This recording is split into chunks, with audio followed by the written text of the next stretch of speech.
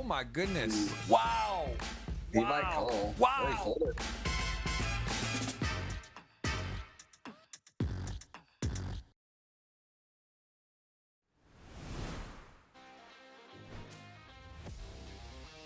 Welcome everyone. We are back. It is another special edition. This is a very big treat today. We got Daniel Dvoress joining us for the GGMillions today, and we have 7 repeat champions with 20 titles today. We're going to get into that, but first, a look at Daniel's lifetime live results. Pretty crazy, man. At 30 plus million in live results. I don't even know what to say. 4 million in your career best cash. We're going to talk about Bahamas coming up. I'm sure we'll see you there. We got a lot to dive in today, and we have a absolutely stacked final table. I know you yourself have played with a lot of these players, so we're going to get your insights on that, and we're going to get to dive right in to the last week's winning hand from the, also here again, ElkY, the only unknown player, the only unnamed player. And Daniel, appreciate you having us, being with us today, man. Really, really special treat. Thank you for making the time, and we appreciate it. Does that blow your mind? With 30 million in lifetime earnings, do you look at that and you're just like, yeah, or do you actually like say, wow, that's pretty ridiculous? Yeah, first, thank you for having me. It came slowly. If you asked me when I was at 0, hey, you're going to get to 30 million, it'd be a different question than it is now. I also had my fair share of buy-ins, so, it came cumulatively. So nowadays, it's just kind of part of the process. For sure. Well, we're going to talk more about that. We're going to talk about that $4 million score. I believe it was in the Bahamas, if I'm not mistaken. It was a 250K from, several years ago. It jogs my memory because the Bahamas, the 50 million guaranteed 25K. Any thoughts on that before we die? I got to ask you on that because you've got a great taste, experience for your record score there. Are you going to be there for that? I will 100% be there. That tournament sounds absolutely insane. I am just very happy that I'm a player and not one of the people that has to organize all that. Right, or guarantee it, because I don't see where you find in 2000, I guess, re-entry. But Michael Kim, GG buying the WSOP 500 mil deal. They're coming out with a bang here, just setting the bar very high. So we'll see how that plays out. Again, we'll look at Daniel's profile, but we're going to dive into last week's winner, who is here at the final table again. Let's take a look at ElkY, who pretty big run he's got going now. He wins last week, which we're going to get to see the winning hand. Let's take a look at that, as he has 2 final tables in a row, and you can see taking down Dominique Nietzsche, no small task. He was actually out chipped to start heads up, and then really just got hot. We're going to take a look here. This hand sort of, as I remember, played itself. 2 big hands heads up on this stack depth. Ace Jack suited, and Dominic, I believe, Ace 10 of spades was the hand he had. So, was after both players not bluffing, right? There's raising, re-raising, all in, and a call. Pretty straightforward here. Can't blame Dominique to put an Ace 10 suited heads up for that amount of chips. Jack was on the turn, made it a little bit interesting with the open-ended, but 4-1 favorite was going to be in the end holding all the way through. Ace Jack suited. Pretty cool for ElkY to take it down and now be back here this week. So tell me about momentum in poker and some of your heaters. And we talk about Dan Coleman, Bryn Kinney, Stephen Chidwick. There's others that jump out that have these sort of unbelievable, Justin Bonomo, these sort of runs where it's just like you're on fire. Tell me about confidence. Do you think, how big is that in poker? And have you had a couple runs yourself where you just feel like you can't miss? So I think it can be a big thing if your default is to kind of lack it. If your default play is not to be very certain of yourself and then you go on a good run, for sure you're going to be playing a lot better and just making better decisions. If you're more of a veteran and your default, even on a bad run, is to be sure of your decisions and kind of certain of playing at least relatively well, I think it has a lesser impact. It's certainly great to feel good, but if you're a true pro, I don't think it should be impacting your decisions too much. So a little bit of a two-pronged answer. I think a little bit overrated and more kind of a results-oriented after the fact thing with a lot of the top tier players that we see, but it can certainly be an impactful thing with less. But do you notice it sometimes against amateurs or in main events? Like, do you kind of feel when you're hot or people sort of recognize you as they would? Do you feel they sort of maybe play a little tighter in the big blind or just sort of try to stay away from you? Do you ever get that sense where, you know, you feel, because obviously when you're playing the high rollers, everyone's got a pretty big, you know, they think they're the best, which for the most part, right, which is, this is how you should be in poker. You want to be confident. So I'm not saying they're necessarily like scared of you or playing less with you, but sort of like a main event type tournament. Do you notice sort of, do you feel that? Do you kind of feel like people are trying to stay away from you because they give you respect? Have you ever felt like that sort of superpower? A little bit. I think it more adds up in kind of small spots, but you know, is worth a lot. Like I do think I get walked a lot more often than I should be, for example. Right. Very small thing, just a small blind not completing. But in a lot of these spots where small blind is supposed to complete, you know, 85% of the time, I just kind of get 3-4 walks in a row and kind of be like, maybe that guy's really staying out of my way. Right. Or just folding to an open just a little bit too often, kind of like little frequency things. I feel once you kind of go deep in a hand and start playing multiple streets, people kind of get caught up in the hand more. But at the early decision points, for sure. Makes sense. All right, we're going to talk more about that. We got a very stacked final table. Honestly, I believe the most stacked. We're going to look right now at the all-time ranking here in the GG Millions. And David, who is here in second place today, 5 titles, as you can see there. Pretty impressive stuff. I know you battle with him a lot. Really tough player. Really someone that shows up a lot on GG Millions. He's been on as a guest, and he also is here frequently. One of those guys, when we schedule him as a guest, we gotta have a backup, because we expect when he's playing, there's a good chance he'll final table, as we see that today. So $2 million in the prize pool, 414 up top. Of course, the World Series of Poker online bracelets available now till September 30th, still going on. So there's a little extra in the prize pool, I would say, than normal for this GG Million. 414 up top, top 3 getting about $250,000. So very, very, you know, juiced up prize pool.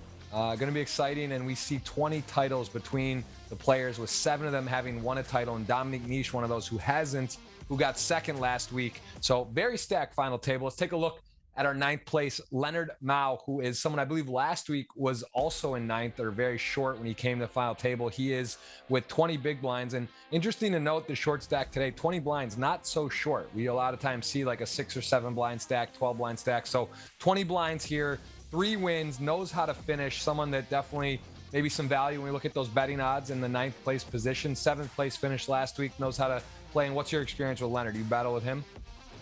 Yeah, I've played quite a bit with him, a lot recently as well. You know, I think he just plays really well. You know, has a good technical foundation, and isn't afraid of getting creative, particularly against more amateur players. So he's a tough opponent for sure. Very cool. Well, there we go. We can see his earnings impressive on GG, over 10 million mark, as he is in 9th today with 20 blinds, plenty to play with. We'll go to our 8th place stack, Duke O'Haven, who interestingly enough is 11th on the all-time ranking. So we just saw that top 10. He is always in striking distance to jump in there. 4 wins, also super impressive on the amount of appearances, cashes, stat line impressive, and also 25 big blinds, plenty to play with. What's your making your experience with him in the live arena? How much have you battled with Duco? I've played a few 25Ks, maybe a 50K with him, and I have not seen something that I would categorize as a mistake. So I think that kind of speaks for itself. You know, I think just technically pretty good, obviously puts in a bunch of volume as well. Yeah, someone that, you know, not giving anything away, can almost $1 million in live earnings. He is hailing from the Netherlands, got that flag. We saw the Austrian flag already ticked off the box, basically guaranteed Austria and Brazil have like an auto stamp to this final table. I think we'll see another Brazilian as we move forward here, but there it is. Duco, very dangerous, very capable, 4-time winner. Take a look at our 7th place stack, and that is the Brazilian. There we go. First 3 already checked off the Austria and Brazil flag, and one you mentioned, well-traveled, one of the Brazilians that does make the rounds in the high stakes circuit, someone you're very familiar with, and you can see 3 wins, 23 final tables, pretty ridiculous, 50 cashes, and that's over 3 years of Sundays that he's participated in. That is appearances, that is not re-entry. So that means he's played 160 times, and that's a crazy stat line. Tell me your experience with Rodrigo. In my mind, one of the more creative regs for sure. Definitely from this final table, probably the most creative, unorthodox player. Kind of go back and forth between him being fun to play with and then also then getting put into a blender and regretting those thoughts. I would say clearly proven track record, plays a bunch of high stakes, and yeah, really not afraid to take unorthodox lines. Very, very cool. Again, Brazilian, tough player. He is someone that you can't count out. 25 blinds, plenty to play with. We're going to jump over to Alex Theologist, who is also a well-known online player. No wins, one of the only players without a win. 37 blinds, plenty of chips, and does some great content in coaching as well. I know he has been around for a while and someone who gets a lot of respect. And again, a little less appearances than some others on here, but 3 final tables and does have 42 appearances with over 7 million in earnings on GG and 37 blinds today. So taking a look at him, what's your thoughts on him and his position today? And what about battling with him over the years? Yeah, but my thoughts are that he is kind of, in my mind, the polar opposite of Rodrigo, which is neither a good thing nor a bad thing, just different styles. I would say he's just very technically refined and just good and always trying to do theoretically the right thing and is quite good at executing it. I had a fun big final table with him recently. I believe it was at one of the Tritons, and I thought he played really well. And yeah, this is just someone that's going to try to execute the correct strategy to their best ability, and I think more theoretically inclined. Yeah, tough player, not giving much away, as we mentioned. Again, someone we've seen a bunch, and all-time on the Greece money list, hailing from Greece, but rocking, I believe, that Austrian flag there as well. So another tough opponent here. As we go to the next player who we just saw a hand, ElkY, someone we're talking about momentum. He did take down first place last week, came from behind in the heads-up match versus Dominique, and I had to double check he wasn't a misprint on the players, because it was like 3 final tablists, right? Dominique was around the same place he was last week. I think he came in 2nd last week and he's in 3rd. And then Leonard was also, I think, in 9th. He's in 9th. And then ElkY came in last week as well, the final table. Actually won it. 47 blinds, plenty of chips, a little less experience versus some of the other appearances, but seems to be catching good stride with a win last week. And here he goes, middle of the pack in this one. And Daniel, have you played much with him online, or does he ring a bell? I think I've maybe played a few hands with him, like early stages of tournaments, but definitely not someone I have experience with. Really trippy though, seeing 3 players kind of like in the same spot at this final table, comparing it to last week. No idea what to expect from him. Yeah, as I mentioned, just this is going to be, I don't want to overhype it, but anytime you got a guest with 30 million plus earnings yourself, always going to be great to chat with you throughout this final table, get your insights. But 20 titles in the GGMillion, and it has to be a record. Don't quote me on that. Of course, when Adamo comes in or Arthur, when they come with 10 themselves, it makes it where that's always in play for 20. But 20 and 7 people winning, I believe that's a record as well. 7 out of the 9. So we'll have an action-packed one today. See if he can repeat, come in, and maybe have to make sure he gets a real name stamped after, if he could go back-to-back win. We're going to go to the next one, and a very tough player, Ognan Dimov, who I know you said you battled with, I believe, hailing from Bulgaria. He's got the Mexican flag. He has 3 wins out of 9 final tables. Very impressive finish rate there. Over 8 million in GG earnings as well. And I think on the Bulgaria list, one of the top 6 players there too from Bulgaria, getting some. Alex Kulev is from that. I think we saw him last week, and some really talented players. Tell me about his game. His game is to put people in the blender, maybe more so than he is perceived to do so. At least that's kind of my take on him. Yeah, he's just like a kind of a really difficult guy to feel out. I think he has a good idea of theory, but is also looking to deviate from that as much as possible, and definitely capable of going for it, making big bluffs, getting paid with light value, and also just has a bunch of reps at high stakes. So for sure, someone to look out for. Yeah, really, again, just another player, class, caliber. Going to get to see him in action today with a very healthy stack, over 50 big blinds. So plenty of work with. Now, let's dive into our top three, where we get to see a hand from each. Dominic Nietzsche, someone who has a ridiculous live resume, of course, was involved on the rail there during the main event with the $10 million score going to the champion. There was some controversy about what was able to be, working on or not. You could talk about it. We could spend time on that, but either way, Dominique's someone that, DTO, he's got the app. He's someone that definitely knows what he's doing. He's been around and has a lot of respect and is one of the elite players. And I'm sure you've battled with a lot. Again, his live resume, very impressive. And there he is repping the Batman logo. And we'll take a look at one of his hands to lead him up to the third place stack in this tournament right now. So let's take a look at the hand here in the big blind. Queen 6 suited, Leonard Mao. This looks like, I guess, 10 or 11 left, right? The stacks are big. So this means that we were at the juncture where we're on the final table bubble or soft bubble. So we'll see an open, and it is going to be on.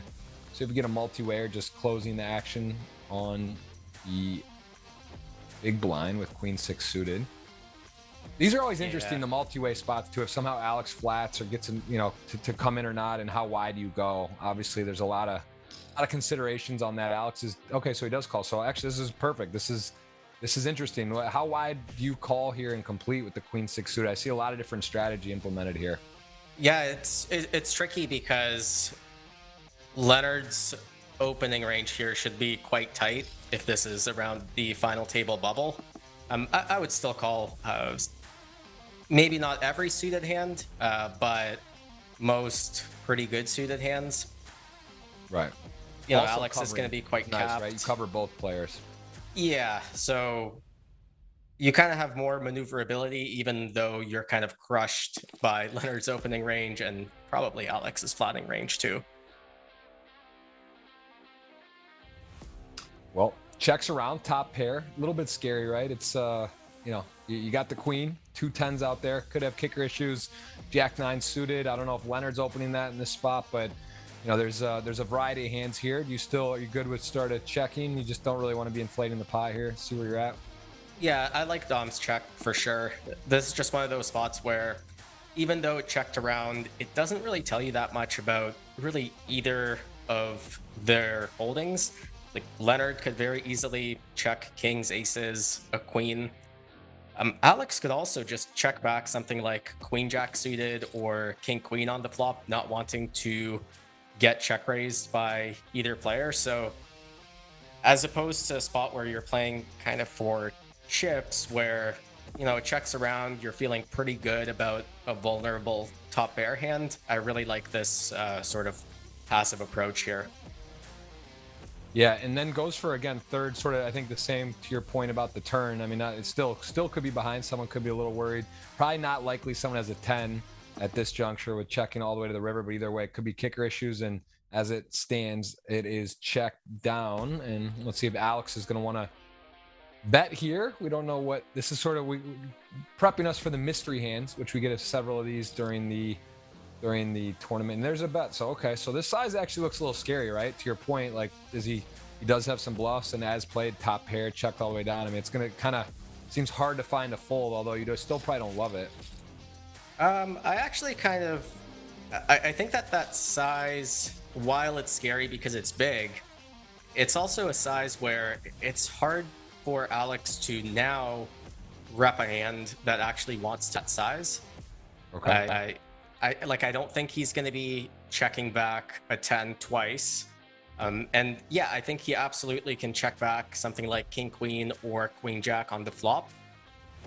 But once we get to the turn, I think he's mostly interested in betting those hands, both for value and because he needs more protection against the big blind, especially just having a potential flush draw or a potential gutter. So now you're kind of asking, okay, well, what type of hand wants to half pot on the river as Alex? Is he flatting 4s here? Probably not.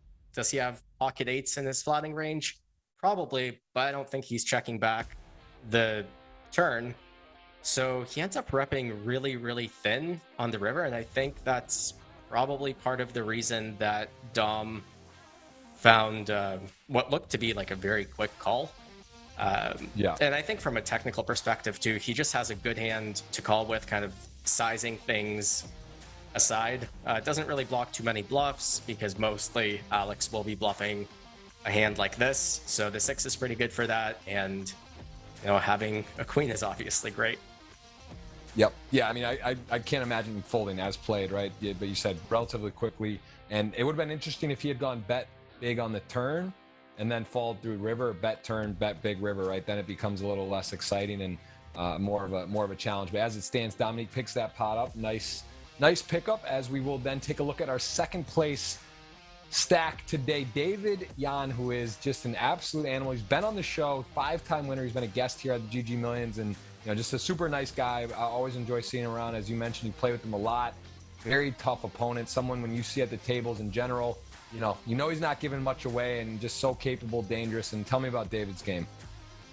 Yeah, he's one of those guys where I find the way he plays poker is the total opposite of what his off-the-table personality is, because he's just so pleasant and kind and nice off the table.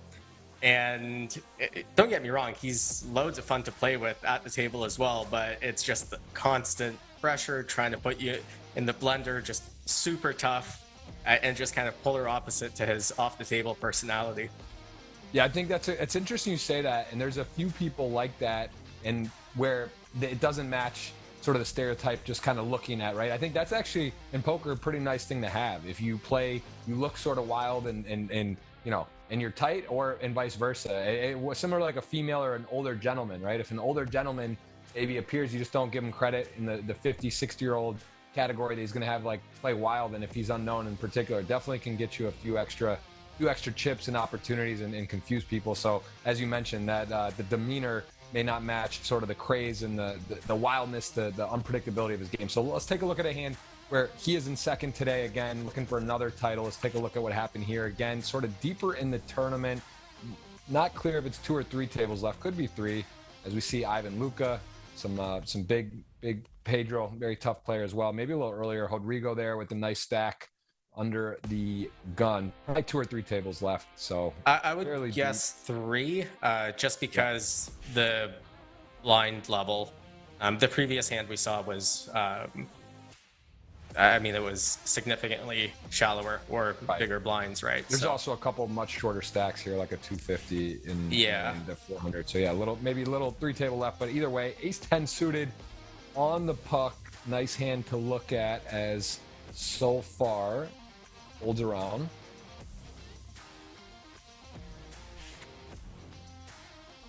Yeah, so very clear open for David. Chooses to min raise. I think mostly because of the shorter small blind and just having to fold a lot of our opens to a rejam. Versus 2.2, for example, just a little nuance on that. That's where you're looking generally. Yeah, like if the small blind and the big blind both had 40 blinds, let's say, I would expect him to go a little bit bigger than min raise for sure. Yep. All right, well, we are going to see a flop. So top pair, top kicker, pretty good start for in position. With roughly the same stack, covering slightly. What are you going size wise here? What's your instincts? My instincts are to play a small size with most things that I bet. There's just not that many hands that I'm really looking to play 4 stacks with necessarily at this stage of the tournament, like big stack versus big stack. I want to keep big blind's range wide. So whatever I'm betting, which is probably close to everything on a board like this, it'll just be for a small size. I think people get hung up on, like, do I bet a quarter? Do I bet a third? Do I bet 30%? And really, it doesn't matter that much as long as you bet something small. And then on the turn now, he overbets, which is what I would be looking to do as well. Now ranges are better defined, and you're kind of clearly polar. Wow, that's you gave the emoji too. You saw that? Yeah. OMG shove. I mean, I mean, yeah, where are you going? But you don't love it. You're realizing you could be in really bad shape. You also is just going to have some sort of picked up spade draw, open-ended, or some kind of draw. Yeah, I don't love it, but I can't imagine folding. Wow. Yeah, what a pot that was. Man, are you on board? What do you think about the big blinds play there? It seems a little erratic. So this is one of those things where I think if you asked me in theory, like what is the right play for the big blind here, I would say, well, he should probably call the turn. Beats all the bluffs still. Actually has a lot of the bluffs dominated. May still get paid by bluffs or even value on a spade river. It's also just like not impossible that the river is just a 10 and then it goes check check and you win with ace high against the bluff, right? So I think the theoretical answer is to call, but in practice, like this is one of those spots where if you play a style like David plays, where there's just relentless pressure on your opponents, you can get people. Yeah, you force some folds. You don't want to get put in that pressure when that river comes. Now you might have the best hand, and he's going to bluff you with king jack or something like that. So it makes a lot of sense. All right, well we got to do our betting. We got to do our wagering as well on our 100 units, and we still have the chip leader to look at here. So let's go through this hand as he is looking for his second win, 36 appearances. Nike Mio, if I'm pronouncing that right. We're going to take a look at a hand to get him maybe into the chip lead. What was this pot that he was able to win? Ace King, that's a good start in the big blind. Looks like, again, there's more people at the table. A little unclear, maybe 3 tables left or so. There's still big blind, less than even before, right? It was 35K big blind, so a little bit earlier in the tournament, but still some big stacks there. There's Alex again. Duco, a couple of the guys. There's Artur Mortarizian, the legendary, I believe, holding down the #1 spot in all-time ranking list. I think he has 10 titles, something just absurd. He plays so much. That is really it's crazy. But he's also deceptively young. I think a lot of people don't know that. I forget exactly how old he is, and I don't want to get it wrong, but he's younger than I thought. And I think like there's a little bit to just being young and having that drive to just put in that insane volume, which he is definitely doing. Yeah, it is crazy, and his live results very impressive as well. Okay, well here we go. We got the Mr. Chip Leader to be with Ace King, so he's gonna go ahead and shoot it up from the 70K min raise. Makes sense, right? Ace King offsuit, gonna put pressure. Covering is nice always, and having a good hand. Now Jack 9 deuce. These are always interesting. You don't hit, you're out of position, and now what do? You keep telling the story, or do you slow down? It really depends what you think, how wide the opener is flatting you. If you think he's flatting you with pocket pairs, not folding ace queen, calling stuff like king queen, king 10 suited, firing is definitely fine. If you think it's someone that is a lot tighter, in theory, this is just such a narrow range spot that is very, very sensitive to how tight they are. Like this could also just be someone that's not calling with anything that's not at least like 9s plus or ace jack suited plus, in which case you're kind of toast here, so you might not want to keep firing. Wow. Awkward spot. So he bets and then gets shoved on with ace king on the queen turn. I mean, this doesn't look that appealing. I mean, it doesn't look that appealing, but you're also getting like 5-1 or something. Yeah. And you're still beating like ace 10 of diamonds. I guess that's it. Pretty specific, but yes, there is some hands, I guess, that you get floated. I mean, it just, you gotta have a plan, and he is gonna call. Does get turn king queen, and he is needing help on the river. Let's see, does this there? Okay, yeah, well, there it is. Part of the puzzle picks up once he kind of realizing the bad news that not doing great, but he does have the 10 or maybe the ace. He did hit it, and that is a big pot. And one of the reasons you have the chip leader there is we're gonna have to make some choices here. 100 units betting odds. I like my record in these. I'm gonna let you lead off here. We're gonna pick 3 each. 100 units total. Audience is gonna be on the stake for 50 or 100 ticket, which we will be doing and talking about that. But go ahead, you get to pick first. All right, I'll go 50% on David Yan. Wow, David Yan. So 50 units, so you double your money if you win. I'll go with Dominique. He got second, doesn't have a title yet. I'm gonna go 50 with him. I'll go for him right there, 50 of mine. So you got your pick. All right, I'll go 30 units on Leonard. 30 on Leonard. All right, I like that. Going for the back-to-back winner. I'm going to go 30 on Nike. I'm going to take the favorite, try to get 1.5 on my money, a little better than that, get a little return. So I'll have 20 units left, and your last pick. Yeah, I have 20 units left too, and I'll go with Duco. Okay, Duco going for a big score there off the 20 return. I like the pick. I'm going to go with Brazil, man. You know I'm biased.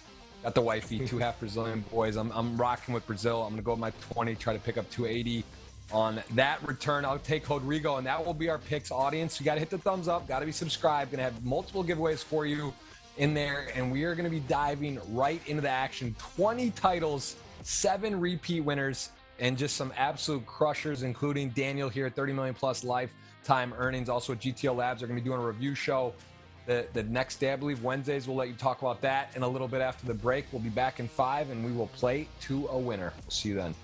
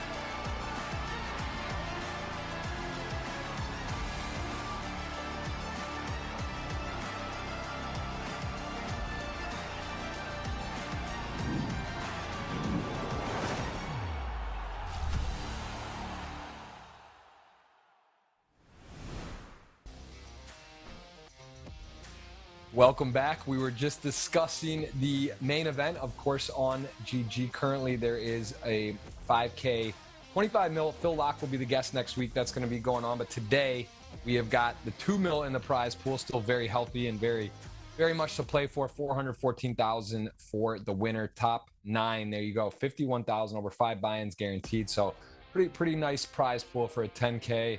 And I think we'll see some special stuff today with the 9 remaining from 205 entries. As again mentioned, 7 players have won before on here and 20 titles. As you see, the shortest stack, 20 blinds, all the way up to 81 from Nike. A little more even than normal distribution. Usually we'll see a 100 plus stack or even a 150 and then some really short stacks. So a lot kind of tight in the overall distribution. How does that shake out for you, Daniel? If you look at that, when you look at sort of like 2 or 3 really short stacks and a big stack versus this where it's a little more compressed, what are some instant sort of thoughts on that? And depending if you're a big stack, middle, or one of the shorter and you're not that short, like how do you approach that from those 3 different perspectives? So when it's flat like this, it's actually kind of nice as a middle stack in terms of there being less ICM pressure, if you want to think of it that way, just because you're less likely to ladder by just sitting there. So it is nicer that you're able to play more hands, try to accumulate chips rather than kind of having your hands tied because of a short stack or 2 that are in there. And here's a look right away. Leonard, one of the shortest stacks, going to come in with the king queen, if you will, not one of the premiums, but an open. And David has options there. He is going to flat. Could definitely see him maybe a little too good to 3 bet, fold. So he does just call and does bring Agnan in there with the 5s all of a sudden. And 7-8 Dominique going to come in for a half a big blind, and that's something that, or for one more blind, I should say. Is that? I mean, 7-8. How wide there with that when he covers and has a stack? I mean, that's. I guess he doesn't cover David, but are you calling 7-8 there? I think it's quite close. I would personally not, but Dom's also a great player, so he might be doing it right, and I might be doing it wrong. One of the issues that I see is that you're dominated by David's flats somewhat, but also between David's flat and the small blind flat, I think one of them is actually quite likely to have like exactly 6s, 7s, 8s, 9s a lot. And when that happens, specifically 8-7 isn't doing great. So I could actually see a situation that something like 6-5 is better than 8-7. But it also kind of depends how aggressive you expect everyone to be and how wide they are. And if it's not an overcall, in theory, I doubt it's losing that much. Makes sense. And really nice start for Leonard there, who does go ahead and shoot out. No one had an ace. He does pick up that flat and the complete. So pretty big swing for him just to pick that pot up. He goes and is in a little different place. And now he's got 8s under the gun, 9-handed. Difficult spot too, but he is going to come out raising and looking at distribution.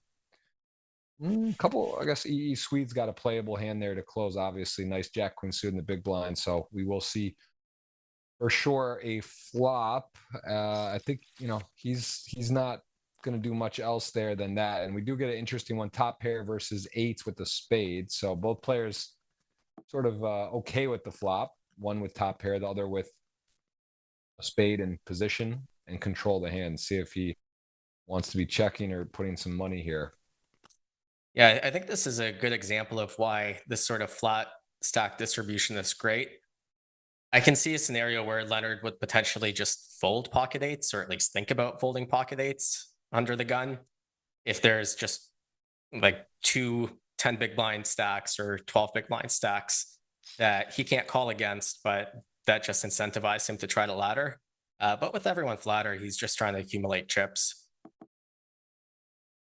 And he does put the minimum bet out there. I mean, again, kind of cool spot for him. I guess he's going to have more of the nut flushes, more big spades, potentially going to just bet small, maybe force some hands out that just deny equity and also get control. And now he does get into a spade. So he's got the winner if he can get the showdown. And EE Swede now, not a great run out. You go from top pair to third pair and a flush B2.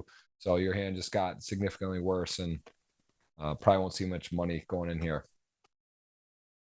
Yeah, and probably his hand's a little bit too strong to bluff. Certainly something like a 9 or a 3 could consider bluffing, but you know, with a jack, there's a slightly better possibility that you're winning. Yeah, I think standard check from him. Yeah, Leonard right off to the races there. 2 pots entered, 2 pots won, as we get to see now Dominique go to work. Ace-8 off in the cutoff, going to open up here. I mean, really stacked final table. I know you said you've played some, you've watched a bit, you've scrolled through. I mean, this is, again, generally big names. We see some really familiar faces, but today just not really any unknowns. Even, EE Swede won last week, and then everyone else is pretty much best staple, I would say, or been around and really impressive resume. So absolutely loaded final table today. Hope you guys are enjoying. Hit that thumbs up. We appreciate that. We'll be announcing winners. We'll be giveaways throughout within the chat. We're going to do both giveaways today on the chat. So make sure you are subscribed and ready for that. And we didn't really officially put that out there. You up for a dinner wager for based on our players, who, if one of them wins, if not, it'll be a wash. But if one of your 3 win or one of my 3 win, do you want to throw that in there? I didn't clarify that. Let's do it. I'll actually probably visit John in Miami, or in Florida at some point, hopefully within like 6 months. Nice. So we could do it then.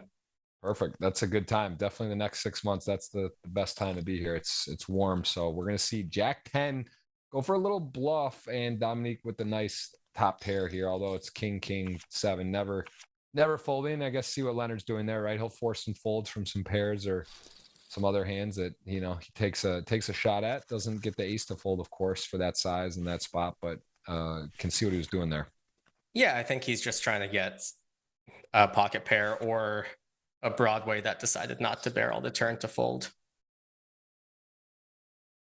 Rodrigo now ace 10. So much poker timing in a final table, and it's ace 10 off, going to raise. Now Duco will complete 6-4 suited, has a gut shot. Ace high is in the lead, and a spot where Duco just kind of completely misses, and he unlikely will be participating on those runner backdoor draws. Gets out of the way, so Rodrigo off with a pickup there, as again, no blood yet, 9-handed still, play to a winner, no deal making available on the GG Millions. And we were mentioning earlier as well, the 25K Bahamas. You have a $4 million score in the Bahamas. I believe that was Baha Mar, or was that the Atlantic? That was probably Baha Mar at that point. Baha Mar, yeah. That was a super high roller bowl.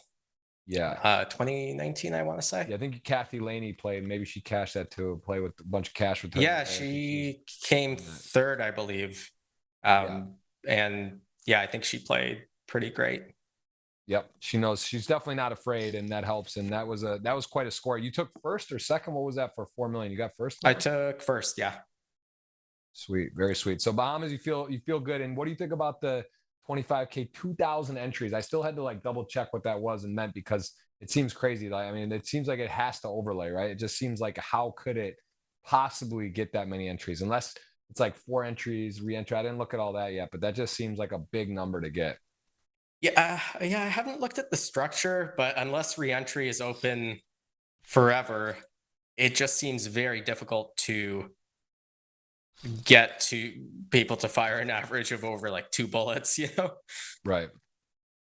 Yeah, very, very ambitious. Going to be cool though. I mean, definitely 50 million, 25K. That is worth going, and I think people will come specifically for that, if nothing. And there's obviously Triton as well tagged in there, and it's going to be a very exciting series, December 6th to the 19th. I'll be there for that. Not too far of an asset. It's also a good time maybe before or after, right? Just kind of tag through to Bahama from, it's really close from there, Bahamas and Florida. But there is a ace 5 suited Duco going to raise. Alex, this is one I see a bit of a different thought process with players with these weak ace, big little king rag offsuit, and maybe Alex shoots it up. Possibly he does go for that. I think the calling option just seems like to be the least preferred option. So he is going to go ahead and kind of an interesting one where Duco does have sort of that airball ace, but it's a pretty airball. The ace 5 wheel is one of those ones you do see people 4-bet and get creative with, or even flat sometimes. This stack depth, they're 2 of the shorter stacks. So I guess he's got multiple options and he is going to run it. That is a man that is not afraid.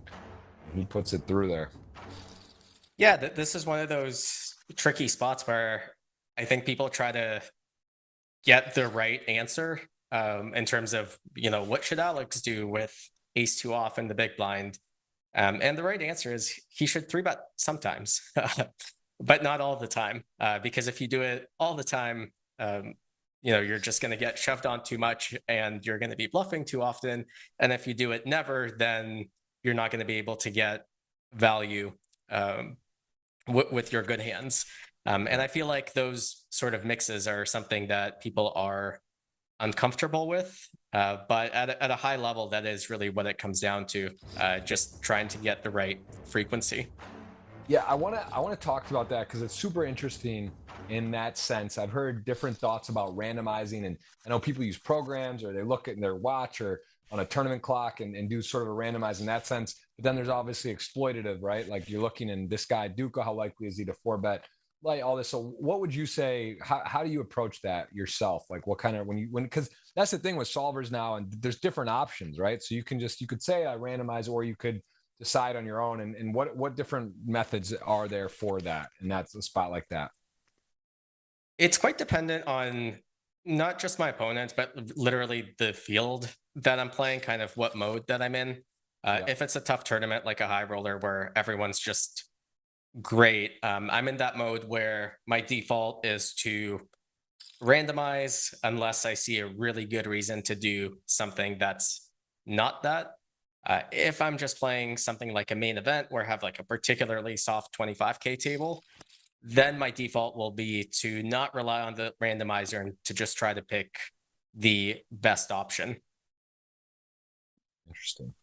Yeah, it seems like that makes a lot of sense as we see Queen Jack and Queen King here. Both players have got stuff going on, and there is a chop. If it gets to a river, I guess the ace queen would be, and there's hearts as well. No player with the hearts. So interesting if Rodrigo is going to feel this is good enough for value.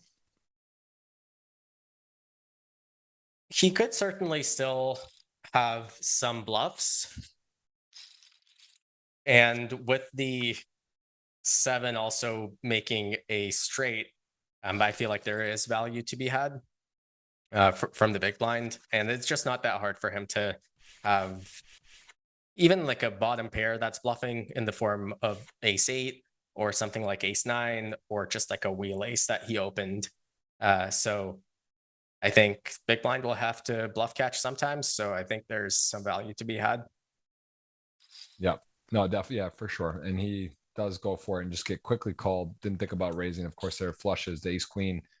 Agnan was happy to see a chop there. I mean, definitely some bluffs, could have won too, but was nothing crazy. And that sizing, pretty unlikely that it was like ace queen or a flush, right? You might have seen a bigger size go for some punishment there. So well played, both players. Jack 6, ace 4. Dominique with a weak ace in the blinds does just call against the chip leader. Obviously, they're 1 and 2, so not really incentivized to go kind of get crazy and start putting pressure and bluffing. But as it stands, he has the missionary, and he is against a hand that needs runners. So he's got a lot of good things can happen, including that. Just another card where he solidifies the hand and possibly Nike double barrels.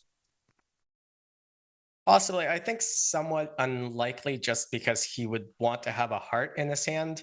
But it's also kind of difficult to know how he's thinking about this spot. And yeah, clearly he's thinking about it different from myself. Like the way that I would be thinking about it is, if I'm going to be barreling complete air here, I want to either have a heart in my hand to block flush draws, or to at least not have a 6, just because you're going to be generating folds from hands like 8-6 and 6-5. But I mean, yeah, it's hard to say what he's thinking about this spot. He might just be thinking, oh, this sort of turn isn't getting bluffed that often. Yeah. So I'm going to bluff it, which is like, yeah, that's a totally valid thought process.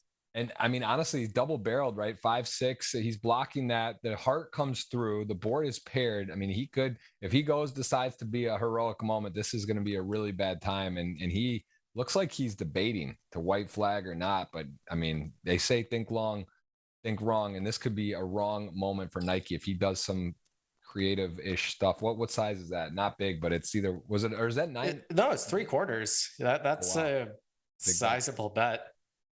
So yeah, I mean, once you get to the river with Jack high, it's kind of it's hard to just throw in the towel, right?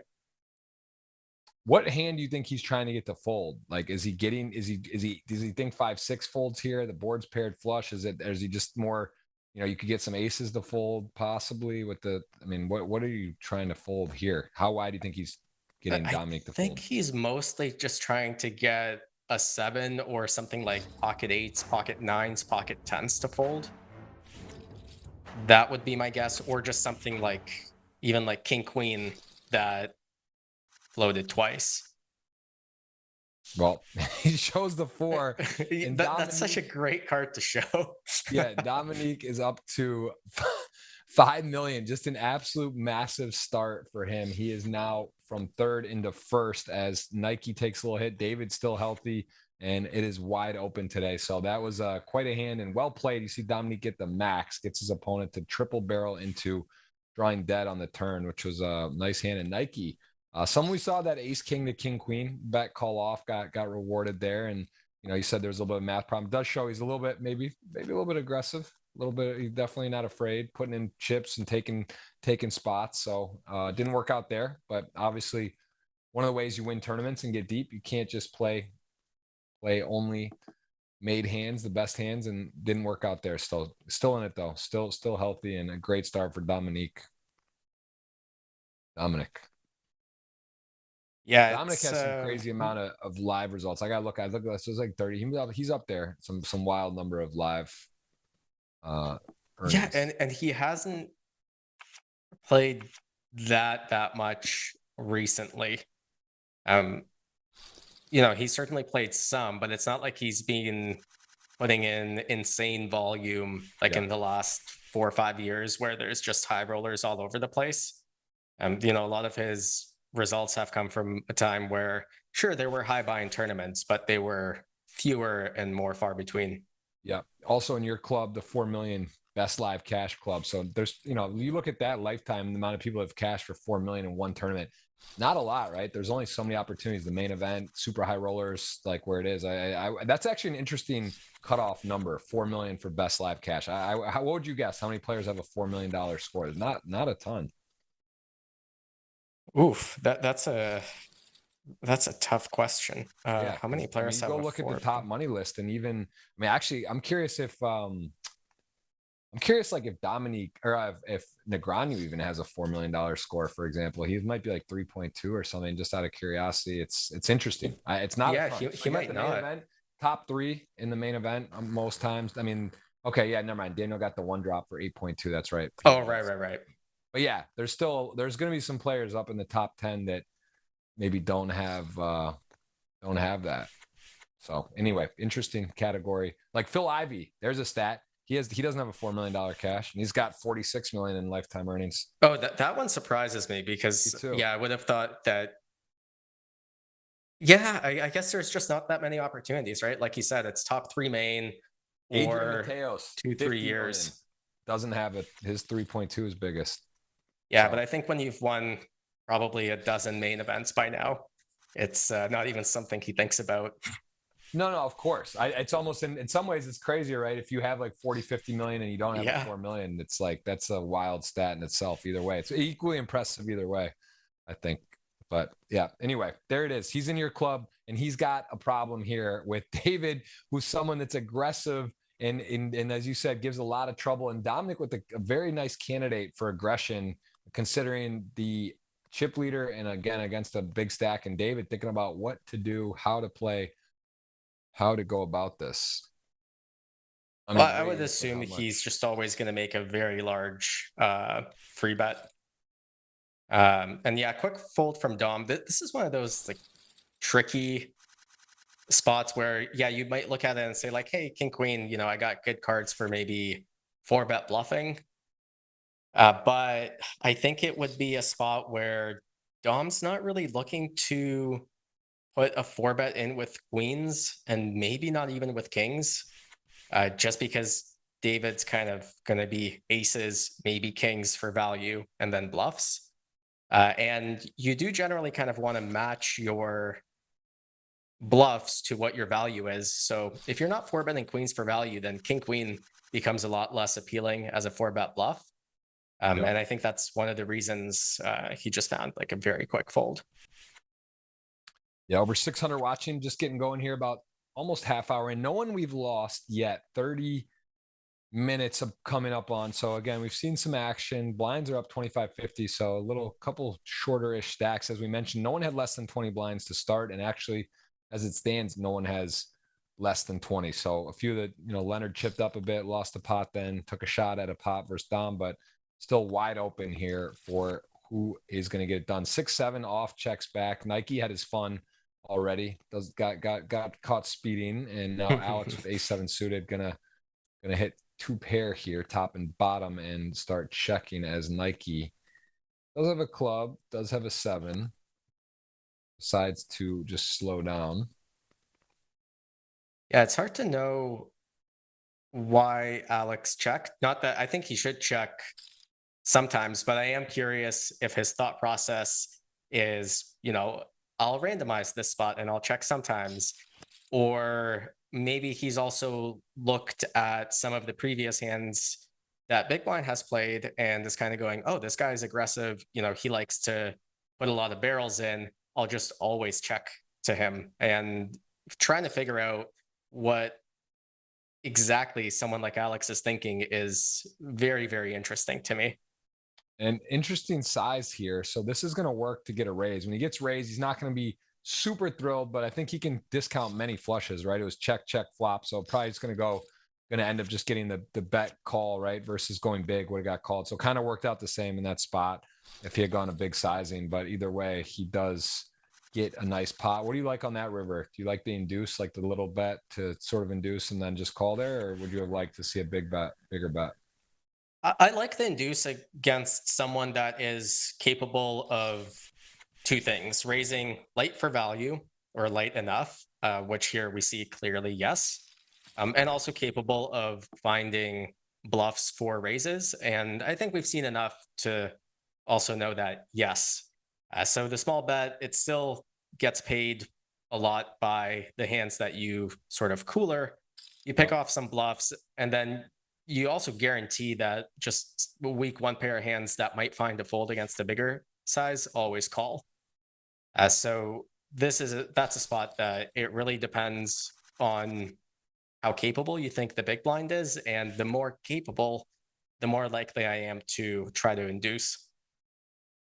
Well, we saw a nice pickup from EE there. Jack 9 had an over and a gut shot in the big blind, and he got Ogden to shed the gut, that hand with King Jack suited. Really just a pure big one-time bet on the flop. So nice pickup there for EE Weed. And we got a mystery hand. Ace Jack Leonard been active, played a few sort of modest hands. He's had a couple, you know, King Queen off and eights under the gun. So now let's see another hand. I'd say put this in the bucket of, you know, not super easy to play, right? The Ace Jack offsuit, tough hand to play oftentimes. And here we go. Ace 4-4 gets called by Rodrigo and flops top pair Jack kicker. Tell me what you're doing. Both players about even stack to shorter side.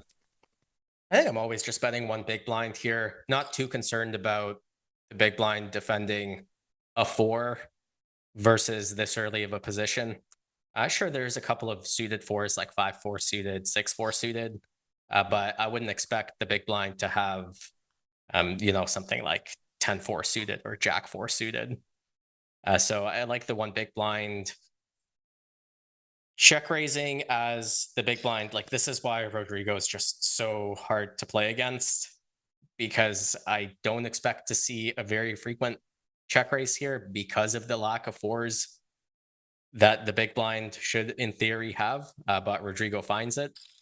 Either way, I'm just never folding ace jack to the check raise, and I don't see anything other than calling again on the turn as a viable option. Also, just someone who could have like some 5-6 suited or five, like do some sort of gut shot 3-4 deuce suited. Maybe I don't know if he's defending the 3 deuce, whatever. But this is again, yeah, as you mentioned, difficult to play against here. I guess he has ace queen. Does he ever just call ace queen there with the stack size in that position, and then would he go for a check raise? So this is kind of this is a very cool mystery hand. I'm lost on this one too. I'm like, he man, might I don't even know. He have a definitely weaker have ace than ace queen. Yeah, like I wouldn't be surprised if he just check raised ace 10 or even ace 9 on the flop, just to try to get value from hands that would always check back after betting the one big blind on the turn, just like kings, queens, jacks, whatever. Could certainly have 6 high here with 6-5. Could just have queen deuce of clubs or king deuce of clubs. I think he's got it this time, and I'm just completely wow. He did gut shot the deuce 5 suited. Yeah, that wheel card. Nice fold from Leonard and savage hand. I did feel like he had it as in value on the river there, not necessarily a 4, but that was not one of the first guesses. Would have been a 5 deuce suited, but very as you mentioned, dangerous player. Yeah, I think a lot of people in the big blind there would just kind of click call, and not really check raise often enough or ever. And yeah, Rodrigo finds it. And it really does put you in a blender with a lot of your opening range for Leonard. Like, sure, he had an easy call on the flop and the turn because he had ace jack, but like, what do you do if you have jacks? Folding flop seems weak. Turn, it's like this small bet. Do you call again and then get blended on the river? It's tough. I disclaimer here too. So we're seeing some special stuff, and you know, it's also, this is different than you'll play the $20 nightly or something else, some of the players and stuff. So it is interesting, right? These guys have a lot of history. There also is a lot of understanding of who's capable, but still, it just shows you how it's tough if you're there with ace jack, right? And he does. What if he has 5-6 suited and he's gonna follow through, right? I mean, I don't know. Does he? He is gonna follow through. So now, if you're calling, getting check raised, and then calling flop, calling turn, and then folding that ace jack on the river, it's kind of it's wild. That's a wild thing to think about. Yeah. I am curious how Leonard made his river decision. You know, it's possible he just kind of thought he has better to call with often enough, or I actually didn't pick up on whether the jack was offsuit to the 5 or not. That he could be thinking about those little details. Like if the jack's offsuit to the 5, you block one more potential combo of jack 5 suited. You know, it's a small thing, but in these spots where you're just trying to get really small edges, it's definitely not nothing. Yeah, that can be the difference, and at least give you an educated difference if you're guessing or not sure. So yeah, that is again, high level stuff, and really nice pot. And of course, nice to make your hand, right? When you check raise your gut shot. Jungle would always say that, you bet your gutters.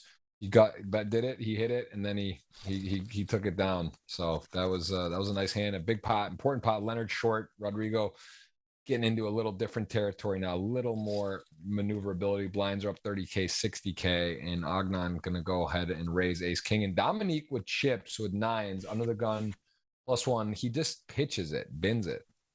Interesting. Yeah, it's a tough spot with so many players behind. Yeah, I think all 3 options are kind of on the table. 3 betting, just getting the opener to fold anything is kind of a decent outcome. Peeling is really gross with so many players behind you and up against such a tight range. Like you're not really ahead. Set mining, a little bit sketchy. Yeah, I'm kind of torn between all three options there. Yeah, also 5 million. I mean, just shows you chip leader, commanding lead, just sort of maybe a little bit of a look into his game plan about being first in, respecting positions. You know, you got chips doesn't mean you have to try to win every pot. I mean, that does seem like a big fold in a way for this.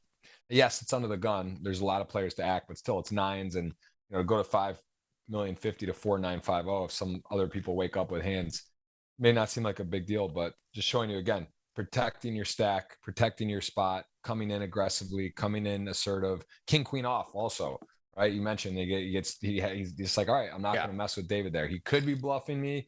It might be a 4-bet spot, but I got the stack. I don't need to do something super high variance, creative, tricky here. Like I've got chips now and it's mine, it's mine to lose. I don't need to give people light unnecessary action. So here we go. Ace king nines would have been, and Alex thinking about queen jack suited, maybe this board just thinking that, I mean, it doesn't seem like one to get creative on, but he was spinning the wheels there. Yeah, I think he's just kind of thinking, well, I got 8s and 7s in my flatting range. I got to check raise some stuff. I can turn an open ender. I have a backdoor flush draw. Is this a pretty good candidate? I would guess ultimately he landed on something like, I really don't need that many bluffs to check raise with because my value range is so narrow, and that he's better off with something like ace 10 of spades, let's say, which, at least has a nut backdoor flush draw, can still turn an open ender, has an overcard to the king. Probably thinking something along those lines. Could also just be playing 20 tables. WSOP is going on during. Could be, yeah. There's a lot of stuff going on. That's also part of the thing. You never know what's going on. Yeah. But here we go. Sixes, and he is getting a price. He has the chips to flip, covering healthily. Sixes, ace jack. Could be our first knockout. Not looking like it on the flop. Turn clean. Needs a 6, or we'll see a double up here for Leonard, and it's a 10. So Dominique with a little bit of a hit to his stack, but still 4.4 million chip leader. Leonard back on a little bit of a ride. Started in 9th, and now he's got a little more chips than he started with. So 1.475. Still on the short stack, though. Yeah, I mean, yeah, that hand still played itself, I over think. 20 but blinds. yeah. You play mixed games, Pot Limit Omaha, anything and much else? Or I mean, you just I play PLO. No limit, I play short deck. No mixed. Mixed games scare me. Yeah. Maybe too much fun. It could become like where you're just playing a lot of games, and it's I keep saying I'm gonna learn Hold'em, and then I'm gonna dive into there, but it's that's a lot. It's a lot going on. The game changes, man. It's funny. I'll be watching the GGMillions, and I'm like, oh, the sizings, these 3-bet sizings are different now in position stuff. The game changes, evolves quickly. And what is the current population tendency? Give us one little trick out there for maybe, not your best trick, but give us something that's going on that's a little different, maybe from a year ago even. I feel like people are finding the small 3-bets a lot more. Like in a spot like this, for example, where Alex, 3-bets. Wow. In a sick. Yeah, go for it. I mean, both players kind of fair fight here. 10's king, queen suited. King gonna arrive. Alex needs a lot of help. Needs a river 10. All of a sudden, could be out the door. David, 5-time winner, not gonna get the 10. Alex went for it. He did 3-bet. You were saying small, and David took the not necessarily bait. Just said, hey, I'm gonna force folds here. And if I'll run it against some hands such as that, he's not doing terribly against. He's flipping, and he got it. So you said though that's something you're noticing, just maybe a bit more clicks, bit more 3-bet folds, bit more sort of 3-betting in general, smaller sizing. Yeah, the way this hand played out is actually a wonderful example of that. I think if you asked most regs what David should do, a couple of years ago, everyone would kind of go, well, he should flat.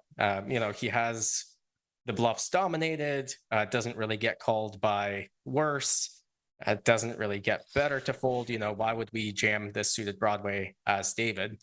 But I think nowadays the dynamic is that players in Alex's position are more aware that there's really not too much flats that should be happening there. most of the VPIPs are going to be via 3-bet, and the suited broadways actually do make quite good hands to jam with, because if Alex is going to be 3-bet calling tens and jacks, getting it in, flipping, and having pretty good equity does matter. If he's going to be 3-bet folding something like ace jack or ace 5 suited or whatever, you are also generating folds from hands that beat you. So that's a play where I think it would have been uncommon for that hand with those two holdings to play out exactly this way 2 years ago, but very common nowadays. And I think both players did fine. This is pretty interesting. All players flop top pair, which is very unusual, of course. I can't remember the last time I've seen this in a three-way pot where that happens. Also, the queen four suited open, although chip tied. Well, actually, the clear chip leader is going to open queen four suited flop top pair and now get a bit of interesting situation where this is kind of one of the downsides of it, right? Where you like can level yourself or getting a weird one where you just don't really want to put a lot of chips in. But either way, the 5 of diamonds may slow things down here. Yeah, I think, a bit of a loose, but not not completely psychotic or anything open from David. He's got the chip lead.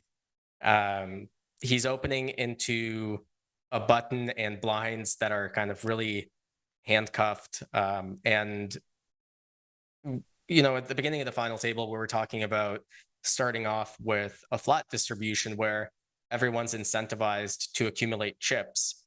But quite quickly, this has turned into two guys with all the chips, and then, two guys with kind of a medium amount of chips, and then everyone else kind of equally short. And now, even though in an absolute sense, they are pretty deep, Duco, Leonard, Weed, Rodrigo, they are still waiting each other out. And with so many of the chips being shared with the two kind of chip leaders, it makes sense for them to start to wait each other out, because accumulating chips is less valuable. You're still going to be in third, even if you double.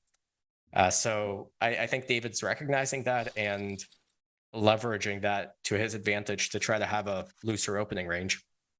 Well, he does take it down, and that is a interesting pot there. I think David kind of realized he didn't have the best hand, wondering if he should bluff or not, and either way just said, hey, I still got 5 mil, open queen four suited, not gonna make a mess of it. And here we go, aces and Rodrigo with ace queen. Dominique's someone who definitely throws out some light opens. This is problematic here for Rodrigo.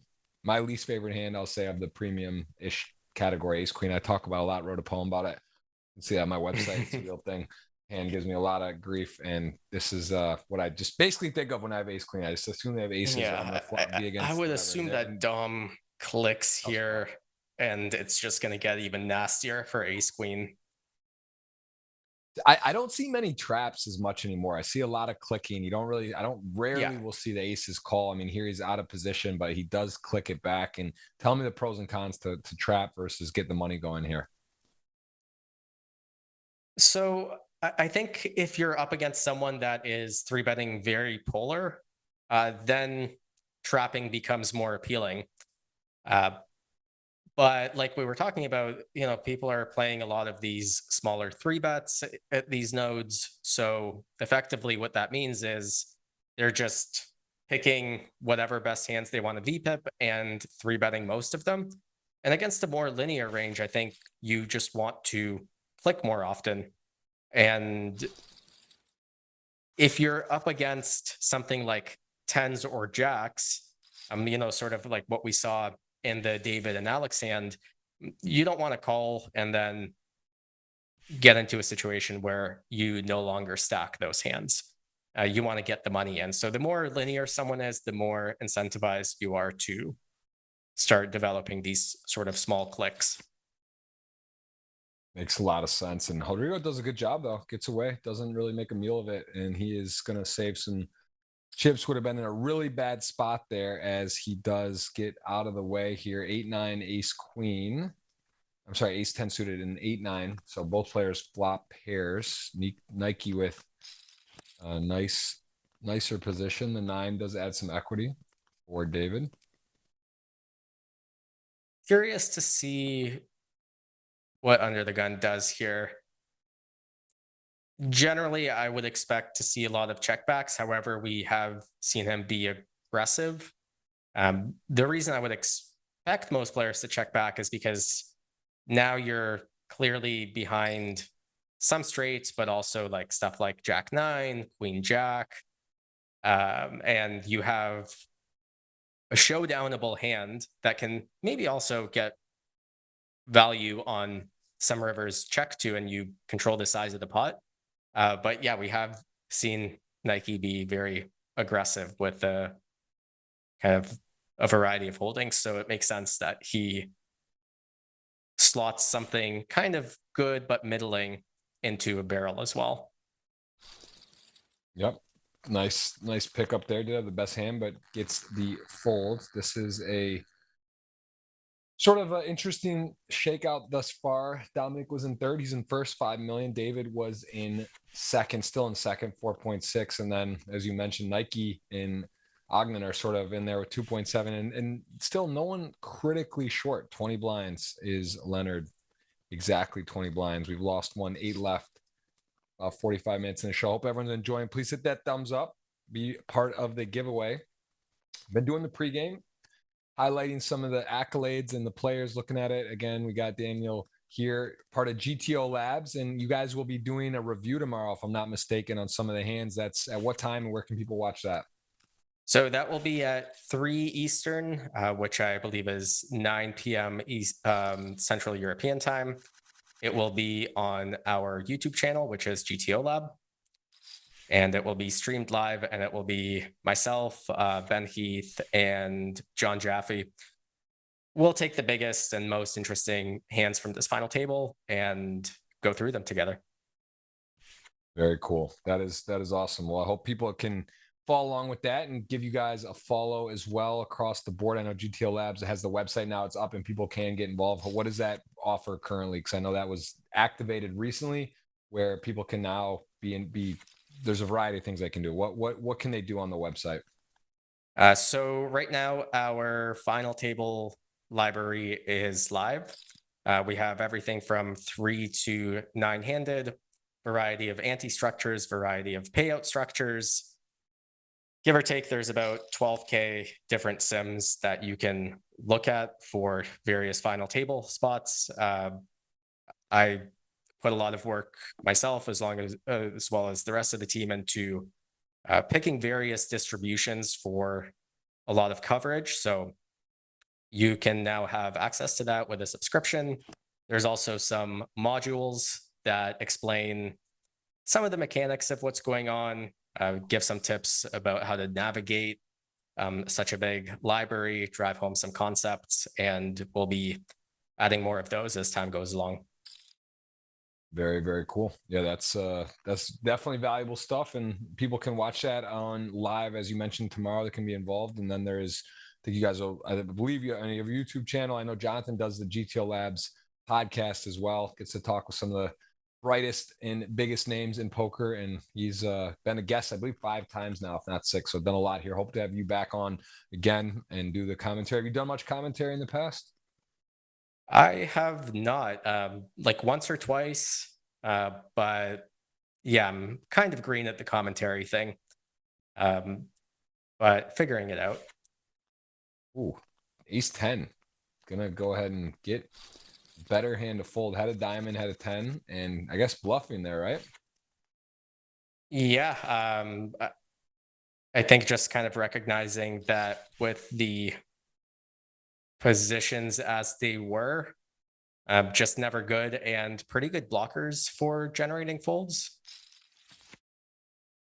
Yeah, well done. Really, really interesting. I mean, that's just the level when you know where you're at and know what sizing it takes, and kind of understanding that you have some showdown, but it's not good there. So really, again, nicely done, Dominic. Getting it done, and a big, I don't say big favorite, but chip leader, 8 left. Things going well for him. He's got a good seat, sort of as the chips sort of shake there. He's got sort of, on the left of some of these stacks, and it seems like he's got a good thing going so far today. He's off to a nice start. For sure. It can change quickly, depending on who busts next. Certainly, if people to his right bust, his situation will improve. But also, if let's say two of the players between him and David bust, now it's kind of flipped upside down, and he's actually got a pretty bad seat in terms of being out of position to the second in chips. So will be interesting to see how it shakes out. What are your thoughts on the GG table selection final table? How you get this, chip leader gets to choose. How big an advantage do you think that is to go last and be the chip leader when you select your seat? I think it's a giant advantage for the chip leader. For the first few guys that select seats, I think that there's so much movement in the future that you just have no control over that it doesn't really matter too much. But when it comes down to the last few players, certainly a lot of strategy, and there is a very big edge to going last. Makes sense. And do you think that to a point it's such a big advantage? Does it impact play on the final few spots before the final table? Like, are people deviating to get the chip leader, taking higher variance lines potentially, or not? Maybe not. So not going that far. So I think that there's a few potential cuspy situations where that would make sense. So say two people are tied for the chip lead, and you can get ahead of the other guy by making like a loose open from the hijack, and you do that to try and get into the chip lead. I think stuff like that makes sense. But if you have an average stack, trying to play some silly 4-bet pot so that you can, kind of plow your way into the chip lead, I think that's a recipe for disaster. So yeah, I think that certainly a situation can come up where that's a play, but it has to be fairly unique. David going to bet here. 2 9s, not loving life. Lose to a variety of hands. Also, though, David's going to have a pretty wide opening range as a chip leader, which Nike understands. So this makes things a little more complicated in this respect. Although, he doesn't have a spade. Doesn't have a queen or 10. I mean, it's sort of could argue to get sticky, but yeah, also just getting great odds. We've, he doesn't know this, but we've seen David open the queen 4 suited. I think that given what I've seen, I would find the call with 9s and obviously be wrong as well. But he also just doesn't have to be right very often for it to be profitable. Yeah. Well, that's going to make a little bit, again, different landscape here. Kind of interesting, the distribution. You got 10 million chips between David and Dom, and then you got really everyone else is kind of 2.5 to 1 and sort of very tight in there. So it's blinds are up as well, 35-70. People getting a little shorter now, and things shaking out into more of a multiple race, I'd say. Yeah, the two big stacks, and then sort of everyone else at the moment. Yeah, this is a sort of distribution where there's just so much money to be made by folding for the middle stacks. In a way, it's a little bit less fun because everyone gets tighter. But at the same time, every decision becomes so much more important, and there's kind of bigger equity swings from one hand to the next. Yeah. But it is definitely a little bit more of an anxiety-inducing distribution, so to speak, for the middle stacks. The two big stacks, I'm sure, are loving it, though. Yeah, fun with the chips when you don't. Definitely more pressure. Like here, 9s again, the shortest though, risk premium the lowest. He is going to go for a raise non-shove. I mean, pretty good hand there. Cut off 9s. Yeah, I think he just wants to induce and also just get called by the big blind with some hands that he dominates. Yep. Jack gonna go ahead and open. Duco sitting 11th on the all-time GGMillion list. So right there. I mean, again, David up there, 5 titles, 20 titles. I'm gonna anyone in the chat know, have we looked at this? Have we talked about it? I don't remember ever seeing 20. Again, Archer with 10. So when he's there, it's not too far off. But even then, it's like 2-1. I don't think I believe there's never been 20 titles amongst the group. I'm almost sure, and definitely not 7 winners before. That's got to be a record as well. So pretty stacked up. Next week, Phil Lock going to be on. The great Phil Lock just took down the Millions. He hasn't. There was like an article, and I love Phil, very close friend of mine. This isn't a way I'm giving him respect, but it's like he hasn't been playing a ton of tournaments.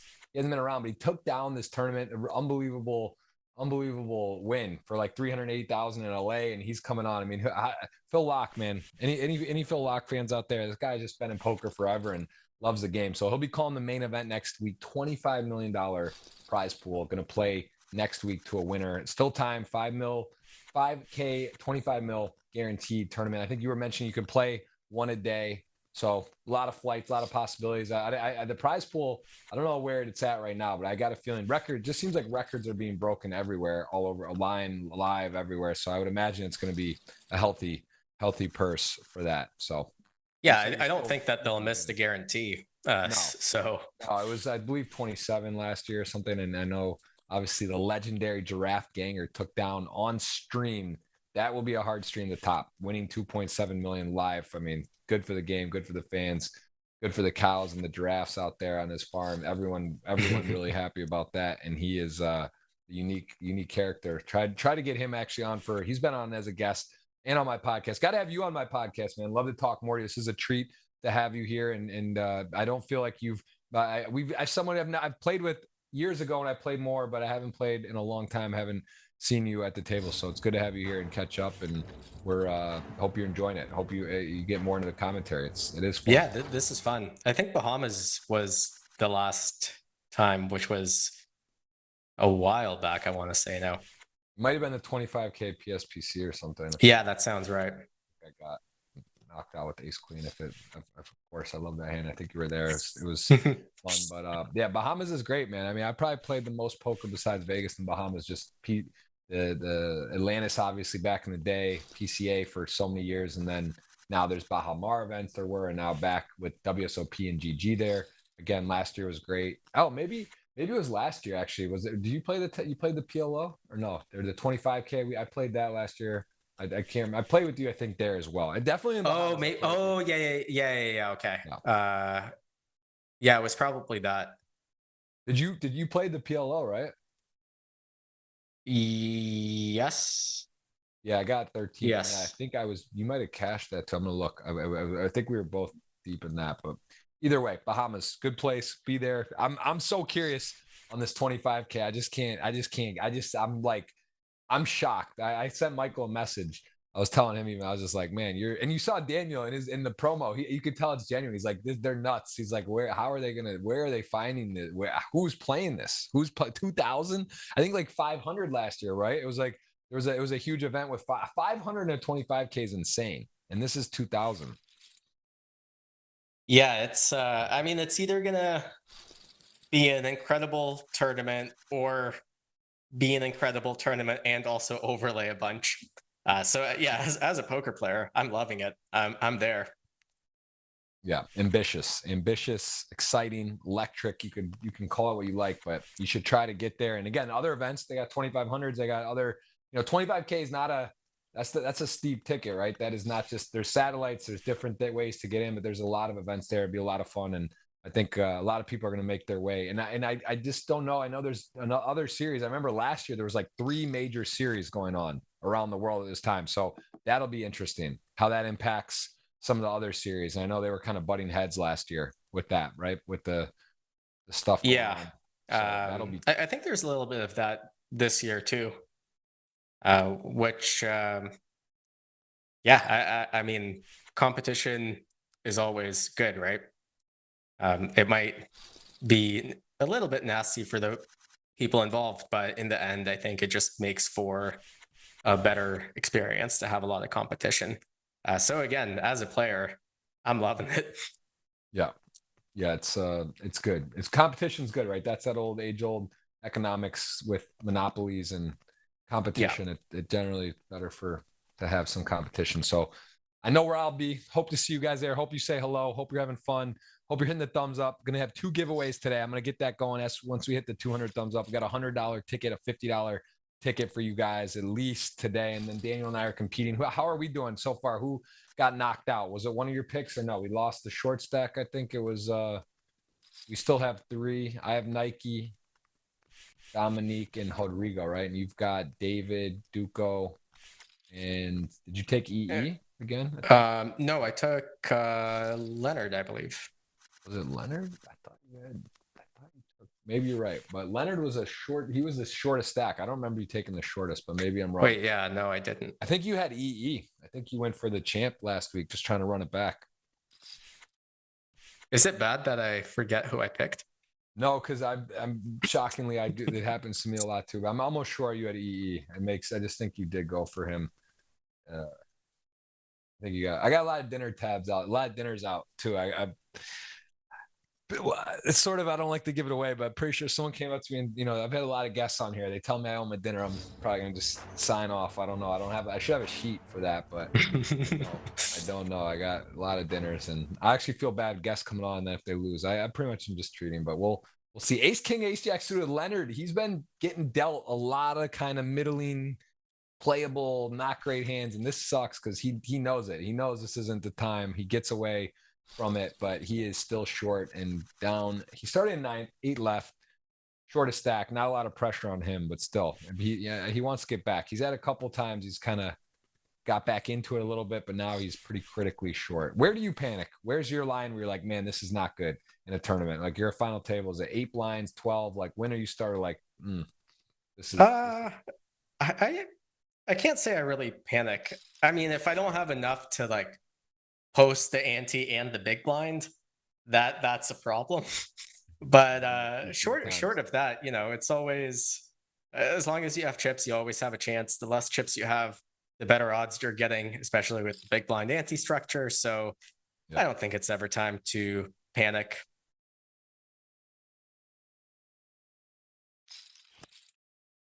Ace 5, King Jack. Here's a similar spot where Dominic had the Ace 4. I just got the hammer lock on the hand. A little different though. The Ace A7, 7 turn. King Jack is in there and thinking, does he want to put pressure here? I mean, kind of ambitious to make a 7 fold, and an ace won't get to fold. So yeah, just sort of decides, hey, I got called, and now a king comes. But yeah, I think David's thinking on the turn, he could definitely find some bluffs with various holdings, but I think he wants, first of all, not a hand that can at least chop at showdown, just against like something like a king queen or king jack or king 10 float.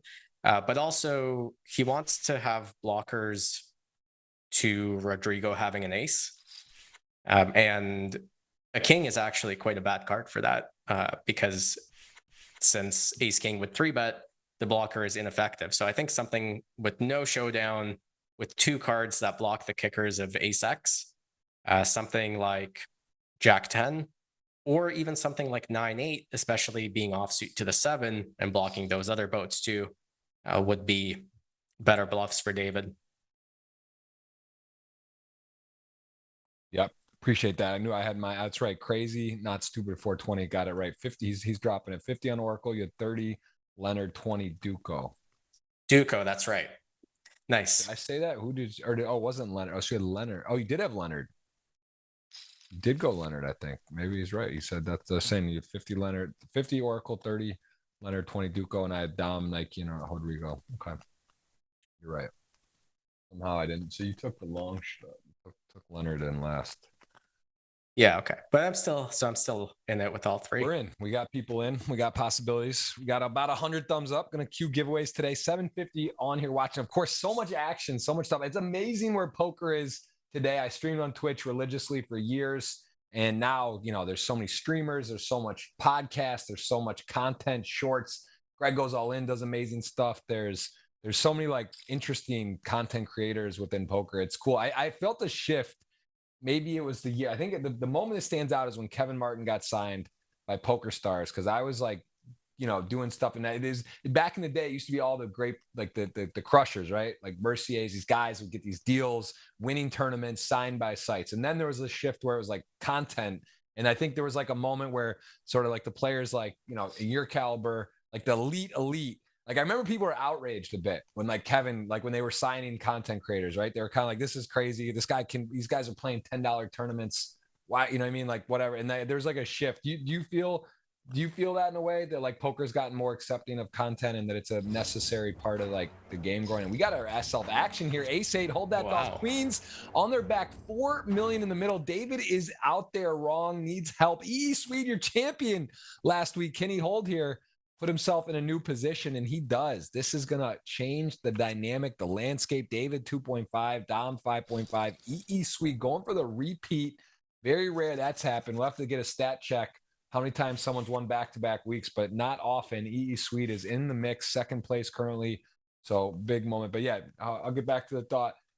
Do you remember that? Was there a moment like where you kind of like thought we're annoying content stuff or just noticing, and then you're like, all right, this is good, and it's like helping the game grow? Do you remember like a moment a year where you kind of felt a different an opinion on that? So personally, I just don't really see the reason people get outraged at that.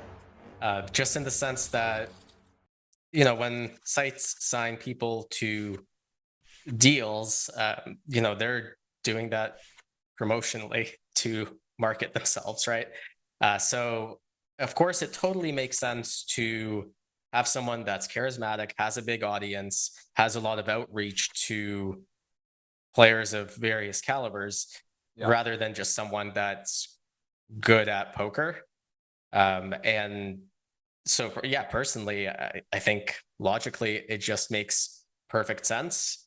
And yeah, I do think that there is that sort of shift. I don't think that's necessarily a bad thing. Right. Well, I mean, listen, there is a fine line. I always love blind on blind matchups here. And Leonard with the 10-3 suited going for a small size. This is interesting. Different technique here. It's called now. Yeah, I think this is actually a very kind of solver GTO approved sort of play, where he's just looking to raise some hands that are slightly below the threshold of what he wants to open jam with. Because certainly some good hands he wants to induce, something like, 10s plus or ace jack suited. He probably wants to induce, wants to have some bluffs. But you don't want to be drawing your bluffs from something like king 5 off, let's say at the stack depth, because that just wants to jam. So I think that's his logic for the combo use. I think that people get a little bit too hung up on kind of like seeing a solution or an output and getting the exact combo that you bluff with, right? I think it's important to get the gist of the idea, and I think Leonard nailed it there. Yeah, that was actually really nice. He actually gets like more than even jamming, and as you mentioned, the hand selection and type to do it. So he actually extracts value, chips up a bit with getting a worse hand to call than fold, and just a nice illustration. Obviously, it's not always going to work that way. His opponent could flop a flush or two pair or just whatever, hit something and not fold. But as it stands, instead of folding or shoving, he raises and then picks up additional chips and picks it up. So nice illustration there of it. And yeah, I mean more like, I think I'm talking more to like live, right? It's like there's a fine line in some ways. It's like, okay, let people record or vlog or do stuff. But then if everyone was doing that at all the times, like, because it is like a fine line there, right? Where you have people at the table, and if they're slowing the game down or doing stuff, and everyone was doing vlogging or hands and stuff, it's now, of course, technology at the tables with phones. Should they be banned? Should they be, it's sort of like we're in an interesting time. I think it's a little unclear how it all goes, and I don't know. It's what are your thoughts with this? I mean, Dominic was at the forefront of that controversy on the rail of the World Series main event, but what are your kind of give me a high level view on what you think is good for, let's call it, the World Series of Poker moving forward in terms of phones and technology? Yeah, this is a really tough thing because there's so many sort of gray areas. And then also, I think some solutions that would actually work cannot realistically be implemented in real life. Like, could you just say no phones at the table or in the poker room? You could, but then just people wouldn't play. You're Right. always like, especially recreational players, they would just kind of be like, oh, I can't look at my phone in between hands. Okay, bye. I'm gonna go do something else, right? And you don't want that. You're always trying to strike a balance between making things pleasant and people not being able to get an edge in an unfair way. Right. Yeah, it is a difficult. It's like net probably would hurt, because if everyone was playing, I know I play better when I'm not doing 10 things and on my phone and focus. So like in some ways you want people in a way. Yeah, there is that too, right? Yeah. Yeah. So, there's some things that are clear, like for sure, you can't be on your phone if you have a live hand in front of you. I think that you should not be able to look at any sort of like solutions or outputs while you are seated, even if you are not in the hand also. But that's a little bit harder to enforce, and also unclear where the line is drawn. Like, can you do it in your seat? No. Can you do it if you stand up from the table and walk away a little bit in between hands? No. Well, what about if it's break? Can you look at the first hand and the next hand after you're back? It's very gray. I think generally what happens is over time, organically, a sort of equilibrium of acceptance is reached. And right now we just happen to be in an unfortunate time where, organically everyone's still trying to figure that out. Yep. Also, you might know this. Is there any, like WSOP, for example, has the rule of, you can be disqualified from a tournament if you, have a chart on your phone while you're playing. Has that happened, or is that just 0 times that has happened? I'm just curious. Not aware of that specifically and happening, or someone being removed from that. But I mean, I know there's all different. Every site kind of has their different allowance of what type of programs or things can be done. I know actually I've seen where they'll, I've seen the messages, or they're like, you can't run, certain things won't run. And I know GG has unbelievable security and measures for that. And I mean, I think it's just like anything, like cops, robbers, you're always like getting new technology to do something, and then they're combating it, or speed is a good thing on radar, right? Like guns and sonar. And then it's like, you have this to block the cops things. And there's just like, it's always going to be cat and mouse on like what's allowed, what's not. And I think that's just kind of how it's going to be right now. Obviously things are moving faster. So I think that just the pros and cons, the offense, defense is just moving a lot more quickly, as we see a nice open here. Nice open shove on the button 5-7 suited. EE doing a little bit of math. I mean, he's 7 high, it's suited, it's the Windsor, any Windsor candidate out there, they know, and he's saying bring it. He wouldn't necessarily want it. He'd be happy with the fold, right? Pick up a lot of money, the hand's live, but EE is not snap folding. He would certainly be happy with a fold. Yeah. I think in EE shoes, I would have preferred to just see a jam.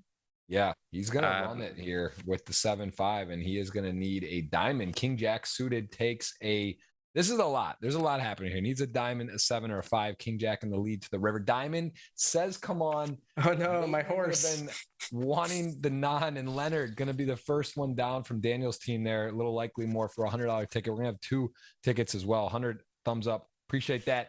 Appreciate everyone here today. We're having fun. We are down to 7, and we have got ourselves a couple 5 million stacks. David has kings, and he is going to get a raisin here, and Dom going to have not a decision again. So kind of Dom may feel like he's getting played back at, although we'll see that time earlier at aces, and this time kings, and David still in 3rd place, actually, even with all this. And in my experience, Dom is just very disciplined.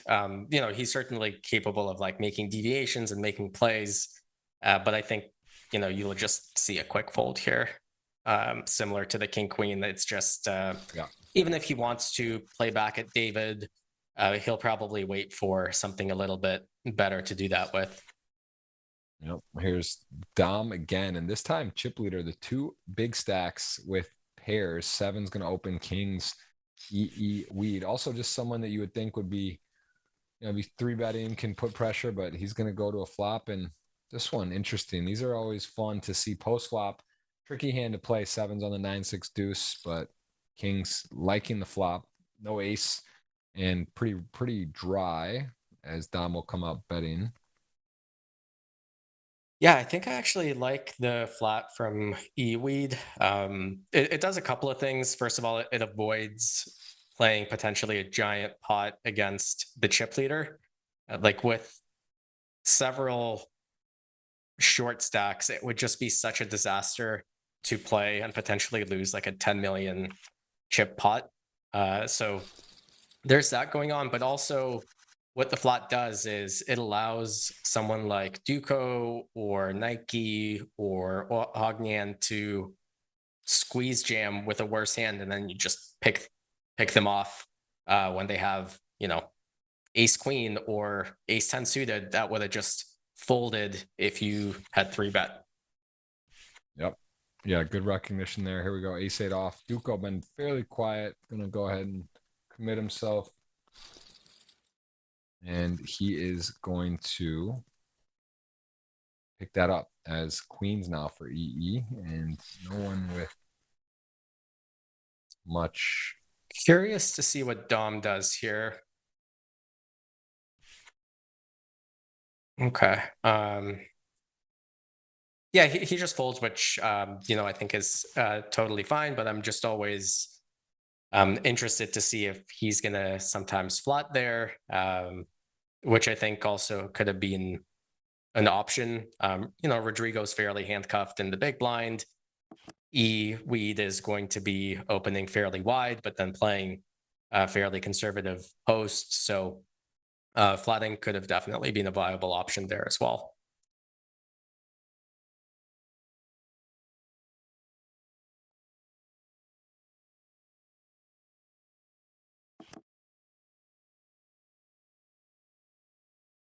Yeah, very interesting FT today, as we will. So far, I mean, not.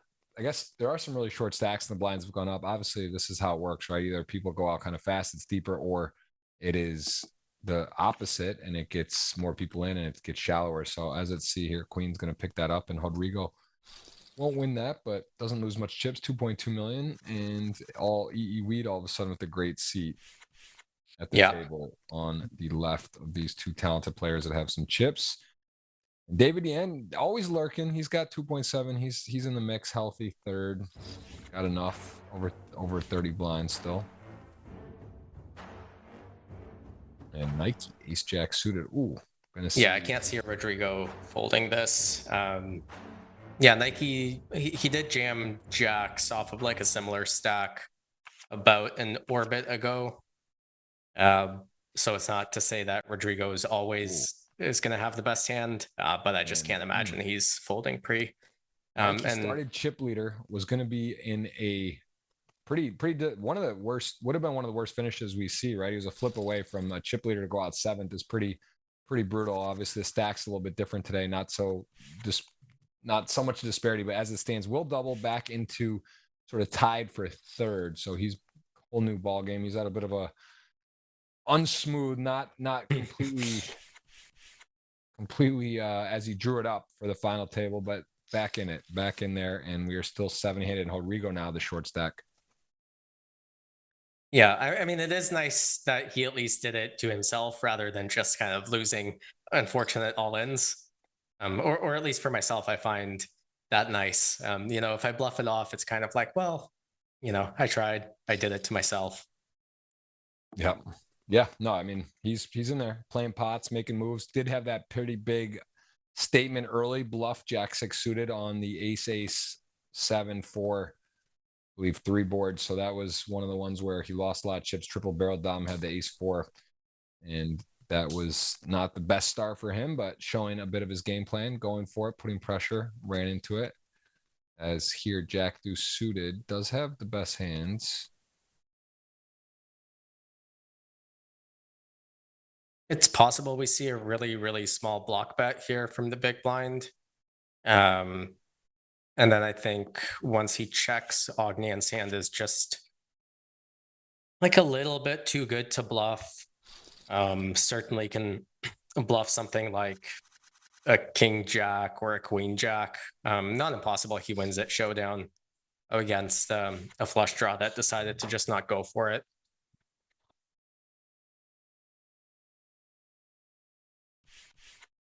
And David ace-7 suited against eights. Got a under the gun raise, so I'm going to respect that. Some ace-7 suited. Sort of tricky hand here, right? Out of position.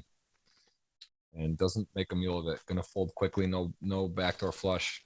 Just got away from it there. And back to 3 million for Nike. 40-80K big blind. There's aces and kings. Agnan really hasn't had a chance to get going here. And this is good news is he is covering, but bad news, there's no way away from this spot. Yeah, I would expect a really small 3-bet from Rodrigo here. This is also one of those spots where for sure I know Rodrigo could just find the bluffs here. Whereas I think a lot of players won't. So nothing either of these players could do, obviously, and it goes in either way. But it is nice to see Rodrigo use the small 3-bet size rather than kind of just jamming because he has so few chips. Well, there it is. It's going to double. Aces right back into it. A lot of paint. No king. Agnan now on 11 blinds, 11 and a half, where we see Dom with the ace-10 going to come out, kick it off. And here we go. Queen jack suited. Nice hand. We saw flat with kings when Dom opened 7. So almost same-ish situation. Queen jack covering, chip leader. Nice hand. Does he want a 3-bet? Does he want a flat? He flatted last time with kings. What does he do with this? And I think he's going to be playing. Let's see how. Yeah, I would expect him to just be on the flat most things plan, which is, totally what he should be doing for the most part, aside from like a pretty narrow 3-betting range here. He does cover Dom, but it's by so few chips, and it would just be leaking so much equity to everyone else for them to play a giant pot here that being passive pre-flop, even covering, I think makes a ton of sense. Yeah, 9-10 rainbow backdoor heart draw, pretty massive flop. The 5 of diamonds need to play with the diamonds, so this will make it less exciting for the jack queen suited. Ace-10 top. Still has to feel okay, right? Feeling pretty good. Top pair, top kicker. But then again, did get flatted with kings last time, realizing Sweeve's gonna have some Broadway stuff here. Possible flushes, possibly better hand. Gonna go 270. Top. Still asking a lot to fold here, so pretty sure we'll see a river and then evaluate from Dom. Yeah, I don't think Dom can fold. It's even if you think your opponent is under bluffing, you just can't be folding ace-10 here. You could be chopping, you could be up against something slightly worse for value. It would just be a really, really big deviation to just fold something like ace-10 on the turn. I have no idea what Dom's read is on his opponent, but I would just need something incredibly drastic to consider folding something like ace-10 on the turn. And wow, I mean, that is a grown man wager, and he gets a snap fold. That is a very, very nice bet. Now you start thinking about hands Dom could have a lot of ace queen or ace king with the diamond. He has a lot of better hands that maybe just, or I mean, getting a hand as strong as top ace-10 to fold there. Really, really nice bet. That is a highlight hand, I'd say, of the day. Just putting a lot on the line there to separate himself for a 2 million chip lead all of a sudden. And EE Weed, who won last week, we get to see a little glimpse in his game, not afraid, putting pressure, had kings flat, had jack queen suited flat, and sort of gets to show us his whole toolkit in a couple of hands there. So nice, nicely done, nicely played, and is the favorite currently with 7 left. Chip leader as we see 6s to ace-10, another flip here, sort of a fake flip. Ace going to arrive, 6s down to 2 outs, 5 on the turn. He's a 6 only, or will be 6-handed. As the river does peel 8. GG. Mexican flag hailing from Bulgaria. A tough player will go out in 7th, and we are again down to 6. Everyone guaranteed 6 figures. 6-handed, 6 figures, pocket 6s. A lot of 6s today. We are down again, playing to a winner. Hope you're enjoying. Hope you're hitting the thumbs up. Once we get a few more thumbs up, going to announce the first giveaway. Going to pick in the chat someone get some keywords going there, and then we have another $100 ticket. 2 tickets going to be in the chat. $150. Get it rolling today. King, queen, ace, queen. Ooh, Duco getting popped up, and he has. I would expect them to jam stats, here. right? I am a little surprised that Dom chose to 3-bet. It is a little bit awkward when you get jammed on because you're just you have to fold, but you're folding a little bit too much hand. And I think covering by so much, he wants to be in there quite loose from the button. So I am a little surprised that he elected to 3-bet fold with that one rather than flat, which I think would have been my go-to. But again, I'm not entirely confident that, you know, that's the right answer or even the best thing exploitatively. Yeah. Yeah.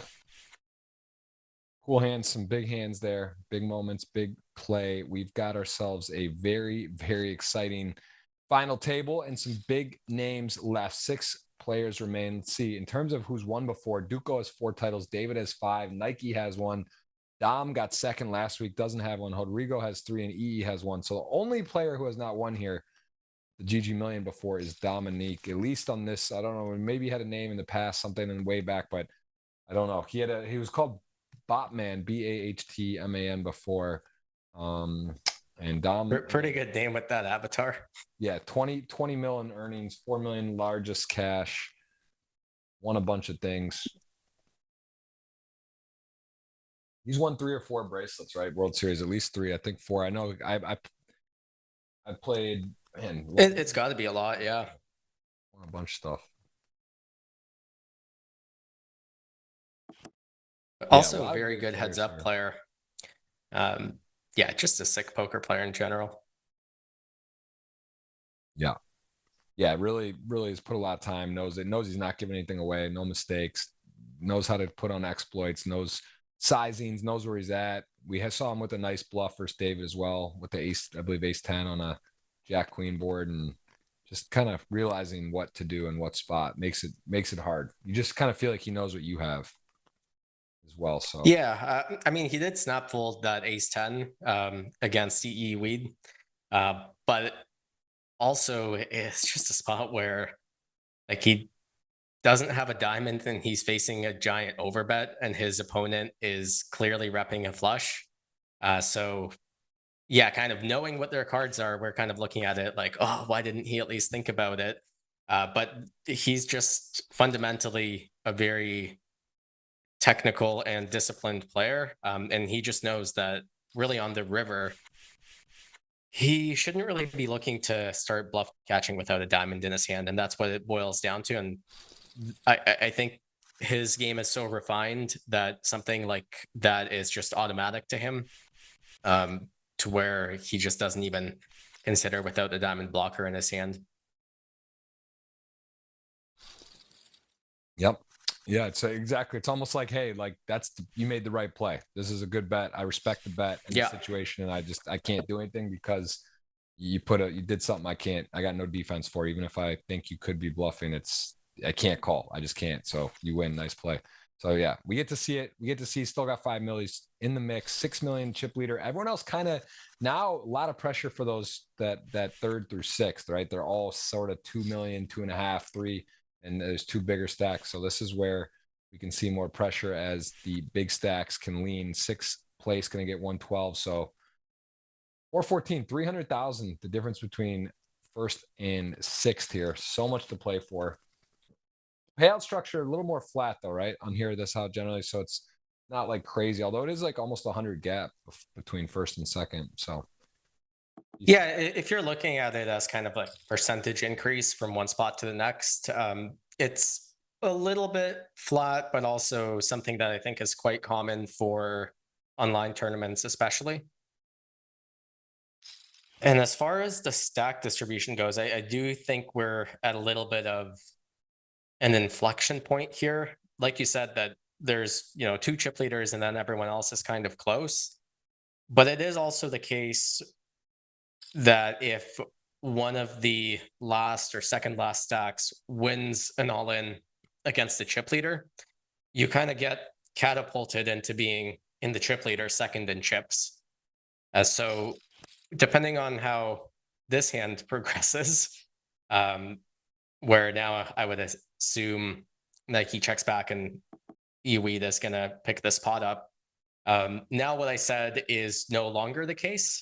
So, you know, like I said, it's a little bit of an inflection point.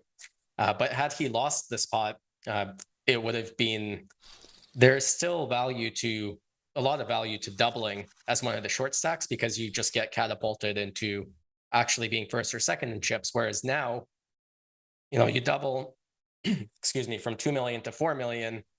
Well, you're still a distant second to the 7 million stack. So yeah, it was that was a deceptively a really big swing in terms of strategy for all the middle stacks, the way that hand played out.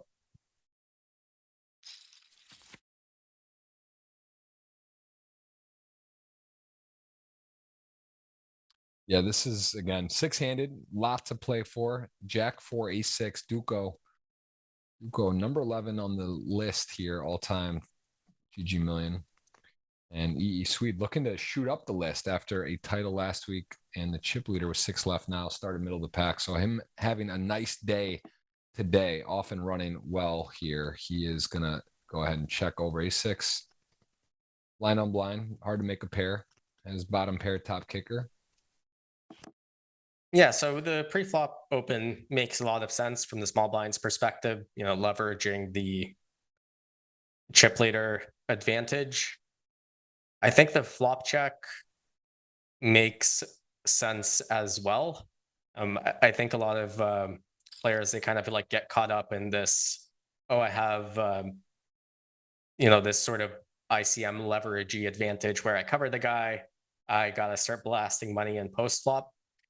But effectively what happens is the pre-flop raise is effective because the big blind folds a lot.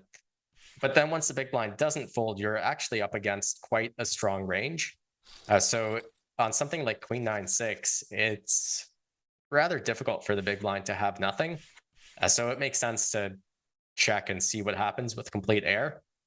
And then, yeah, he delays the c-bet and uses a big size again, which, you know, the nice thing about seeing all of the holdings is we can start making theories about what sort of sizings he uses with bluffs, and if there's anything to read into with that. Yeah, I mean, there you go. Delayed c-bet, turn, big bet, takes it down, gets the 6 to fold. Just sort of went for it there, right on the turn, and executes. Says David, thinking about all in, or maybe 3-bet and deuce off 20 blinds there on the min raise. Probably not much else to think about, but does shove it. Is it good enough to induce there, or just you don't mess around at that's 20? So I think I would just end up shoving. There's a couple of things at play there. It is a very sort of finicky and sensitive spot. First, like we said, now there's a clear chip leader. If he doubles, it's not like his position at the table changes that much. You definitely don't want to kind of play wider ranges, induce wider, and then free roll one of the other short stacks into busting, or rather free roll the other stacks into pay jump after you bust.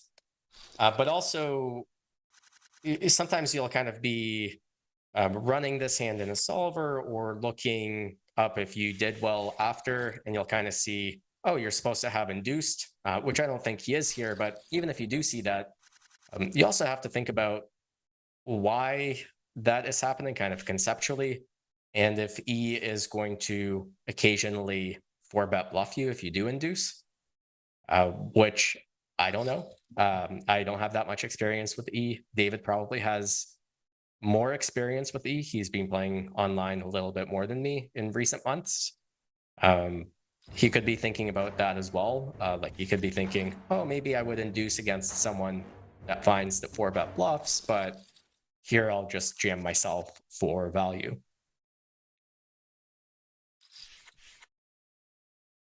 Yep, makes lots to consider, a lot to think about. Does jam there. David is your second stack to start the day. A little bit in the cluster of the shorter ones now of the groups, but Weed is exerting force and the chip leader by over 2 million right now with 7 left. As we see nines, both players had nines at hand. Rodrigo shoved, and took it down. So now here we go. Ace-8 suited. Dom wants to play cut off with the big stack in the small line, but that is asking a lot. Jack-6 offsuit gonna fold. Ace-8 suited versus Duco with an ace, kind of one of the worst aces, right? The ace-6 off, can't make a wheel, and does call here.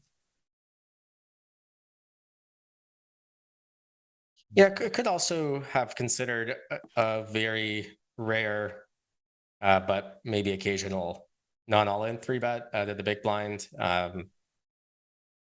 Maybe he did and just selected not to. Maybe he didn't. Interesting to see Rodrigo check back a 2 Broadway board. Not sure what my thoughts on that are, actually. It certainly makes sense with his holding, just not getting anything better to fold, not really getting called by anything worse, and then winning the hand eventually. Yeah. You know, certainly you could get called by something like Jack-10, but it's going to be hard to get to showdown and win. Doesn't want to get like check raise off a backdoor flush draw. So I can see what he's going for there for sure, but the check back. Premiums here. Ish. Medium. Everyone, I mean, I shouldn't say premiums. Some playable hands. King-9 suited, 2 5s. Then we got the ace-king, and as it stands, a pretty nice spot for Duco. He's going to get a lot of money in the middle and then not have to contest with them. So going to be a good result for him. Ace-king offsuit, just going to rip, right? Not 3-bet and deuce with ace-king suited. Oh, he is going to, I guess, not all in. Well, he effectively rips. I think this is a safeguard against kind of Dom jamming and then waking up and calling also. What I want to ask on that, I was like, what is the cutoff? Like, he makes it 1-4. That rare occasion it goes all in. Like, why not make it 1.15 or something? Or is there enough where he risks getting flatted? Like, what's the science on that to like make it 1.4, not 1.2 or 1.3? I think if you're being very sort of technical and analytical about it, certainly 1.2 is probably better than 1.4. Because of exactly what you said, it's too big to ever get flatted, really, but it is risking the least the times that you have to fold.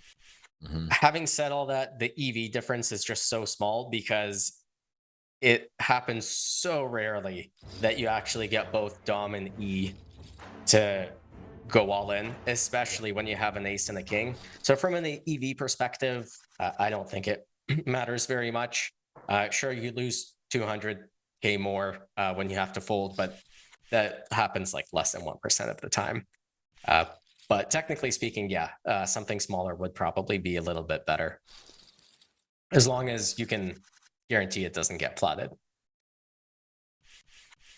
That makes sense. Well, we got a bunch of dusty hands here as Rodrigo with the ace-3 off, 50, 100K blind. He's got about 30 blinds. We could see a raise here, so this could still be interesting, even though the 6-4 is a dusty holding. Decides to check back, but I would assume he would raise this sort of hand sometimes. The idea is you want to raise your good hands, you want to raise some bad hands, but you don't want your bad hands to be like too good where you really regret having raised when you get shoved on. You know, something like a 9-8 suited, let's say, or even 6-4 suited, where now you have to fold something that could have made a flush when you get ripped on. 4-6, so he's got 2 overs to the 3 with a gut shot, and he's going to go big here, putting a lot of pressure on a 3x or ace high. Deuce, I mean, a lot of pressure. And Rodrigo, So Rodrigo, I have no idea what he'll do. I mean, now I do because I see that he has folded, but it's just such a sick spot for him because his opponent's repping so thin. Using that sort of bet size progression, it's kind of he's saying, I have two pair. He could be saying he has a king, but it's just somewhat unlikely that he actually has a good enough king to bet for that size, the way the hand played out. But it's just so sick from Rodrigo's perspective, just re-rolling Nike or David Yan or Duco to a pay jump the times that you're wrong. Wow. Okay. Duco flats and Jack 4 suited's got the lead in the hand, has a stack he can put sort of the most pressure on, but he does slow down as a set of deuces arrives for Duco, who can't believe it. But no check. We do see sometimes on a check that he's started ripping turns, right? Like, I mean, could he check back on the 7-6 deuce or not in the spot? You wonder, could you really give some rope here? But I mean, I wouldn't. If he's been watching carefully, there's been a lot of turns that he has bet and he has delayed bet a lot. Having said that, like specifically twos, right, you unblock like 7-6, you could have such a wide range, some gut shots over the overcards that like I think sevens he would find a lot of checks with, maybe even sixes, but checking back twos is a little bit more of a stretch. A lot of the time, we want to make these sorts of adjustments, but when your opponent's like very skilled, very good, as all of these players are, you don't want to make completely extreme adjustments. You just kind of tinker with your frequencies a little bit, or you take a hand that maybe wants to check back sometimes, but you check it back more often, like something like sevens or sixes. But I think checking back twos is just like too big of a deviation, even if you have a little bit of a read. Yeah. Ace 4. Ooh, King 10 suited. I mean, man, this is Nike a little more on the aggressive side, likes to play pots, realizes he could be getting taken advantage of. He also realizes such a hand like that, right? There's not going to be too many times he's in great shape, doesn't want to call it off, makes the fold. Yeah, the ante is also smaller, so it makes David shove a little bit less often, like just a little bit tighter ranges. So it's not that 75K of an ante compared to 100K is like a massive difference, but it's not nothing. And certainly as we go down to 5 and 4 players, it will be a bigger impact with a smaller ante. Yeah. Yeah, Queen 7 computer hand and heads up play, though this is 6-handed, still going to be blind on blind. Dom is going to maneuver. Yeah, I think he'll still raise a lot here. Yeah. Yeah, it's a hand with like decent blockers. Also, not a hand that we care if we raise and get 3-bet. If we limp and we get raised, we're kind of like in no man's land and have to fold. So, given that pre-flop is a spot where he'll want to raise quite aggressively for value, it makes sense to kind of draw your bluffs from a variety of hands, Queen 7 off included. Closing the action, chip leader covering, but the implied odds not so much there. King 5 off, just going to get out of the way. Respects David, respects the situation. Again, sort of a good lesson on being chip leader. Doesn't mean you just got to defend. You cover, close action, gets out of the way. It's a little better spot now. Going to get a king small blind versus button. Very tough ask for Rodrigo, who, I mean, honestly, almost no way out, right? Because like that this is he can put so much pressure here. Although at the same token, you don't want to be the one on the chopping block when there's 3 other similar stacks. But I mean, I would be surprised to see anything other than jam here. Right. It's just kind of theoretically the thing to do. In practice, Eweed has been playing very aggressively. Wow, So that's a lot of flop. That is a nut turn 100%. Okay. There he goes. The Brazilian, the green. I know there's Brazilians in the chat. Vamos, gente, boa tarde, praze. I know a little Portuguese, and I know they're fired up because they travel well. They are great fans and they love poker, and they have got themselves 5 million, which is actually the chip lead. Very important pot. What a swing for the table. Would have put EE to 10. Would have left the other three vying the shorter stacks. Instead, now we have like a pretty even battle here with Duco at 3.6 all the way up to the leader 5.1. Very tight. NikeMillion, who was the chip leader, is a 6th place currently, and Deuce is going to rip it in. Deuce is on fire today, making sets, taking down pots, and we are got a very exciting final 6 here. I'm going to, at 150, first giveaway going to be done here, guys. We're going to give a $50 ticket and 100 today, so I'm going to put that in there. And this, I'm assuming, just goes in.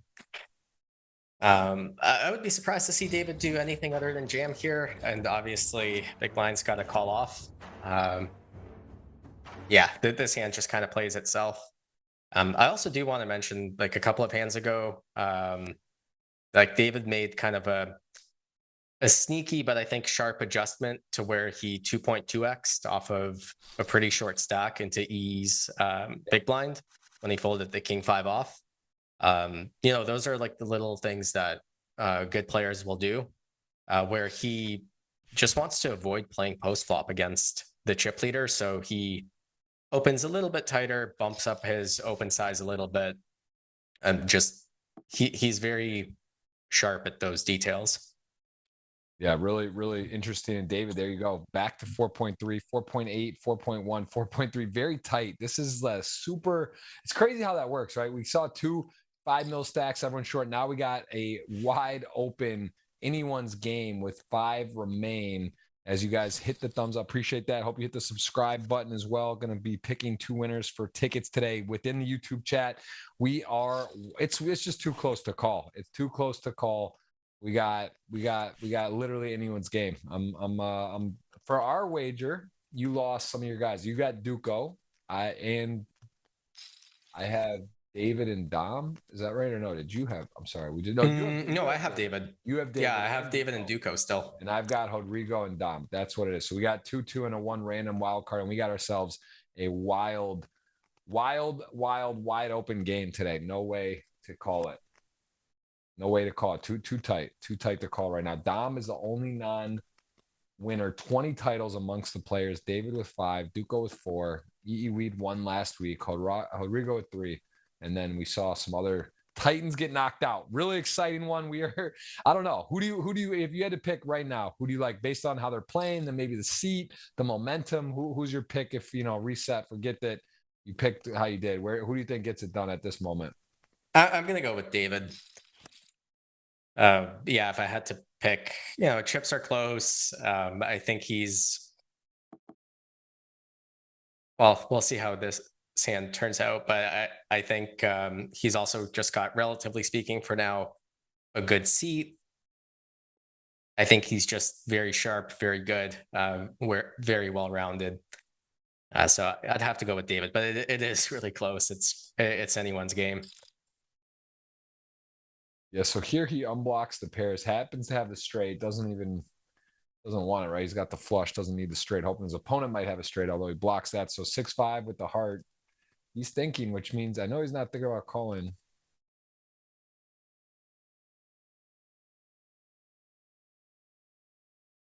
This would not be the time to bluff into the second nuts. This would not work. Yeah.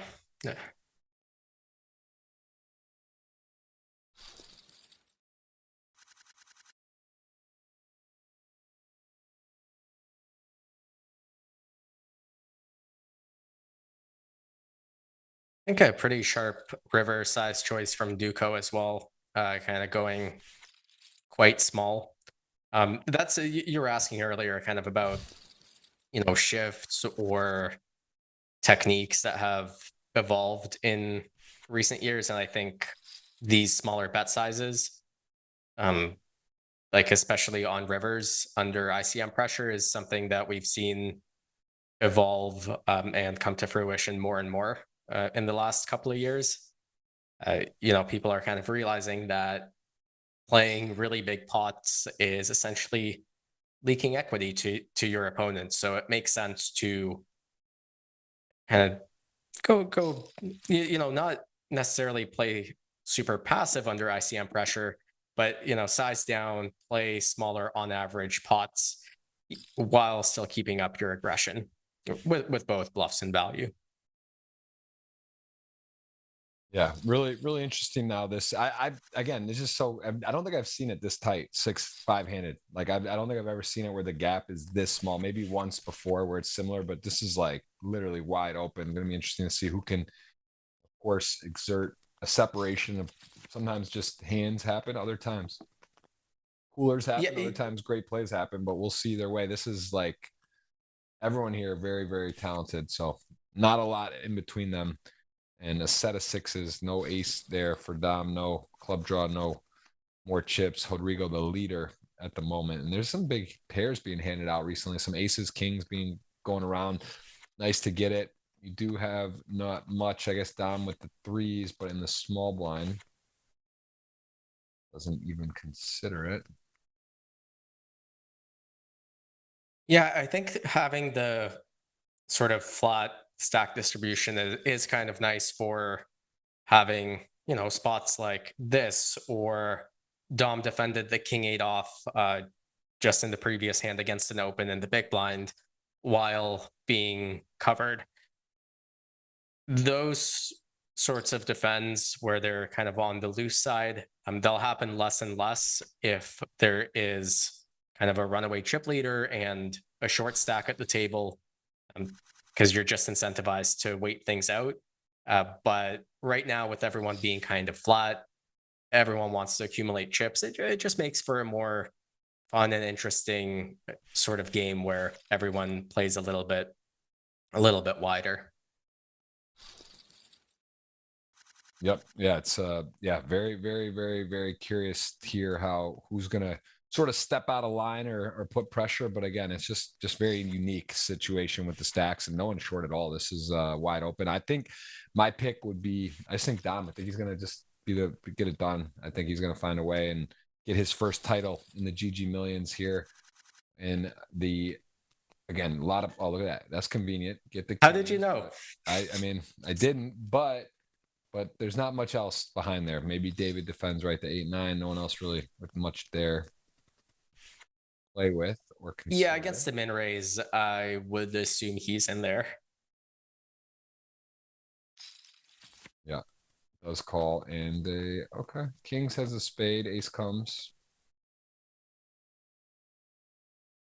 But yeah, pretty good overall. King's gonna feel good against big blind call, right? You just got the nut spade, and then unlikely opponent just has an ace, so he's going to start betting. Either way, is drawing to the nuts, and he is getting a thought from David. Everyone with the chess clock there.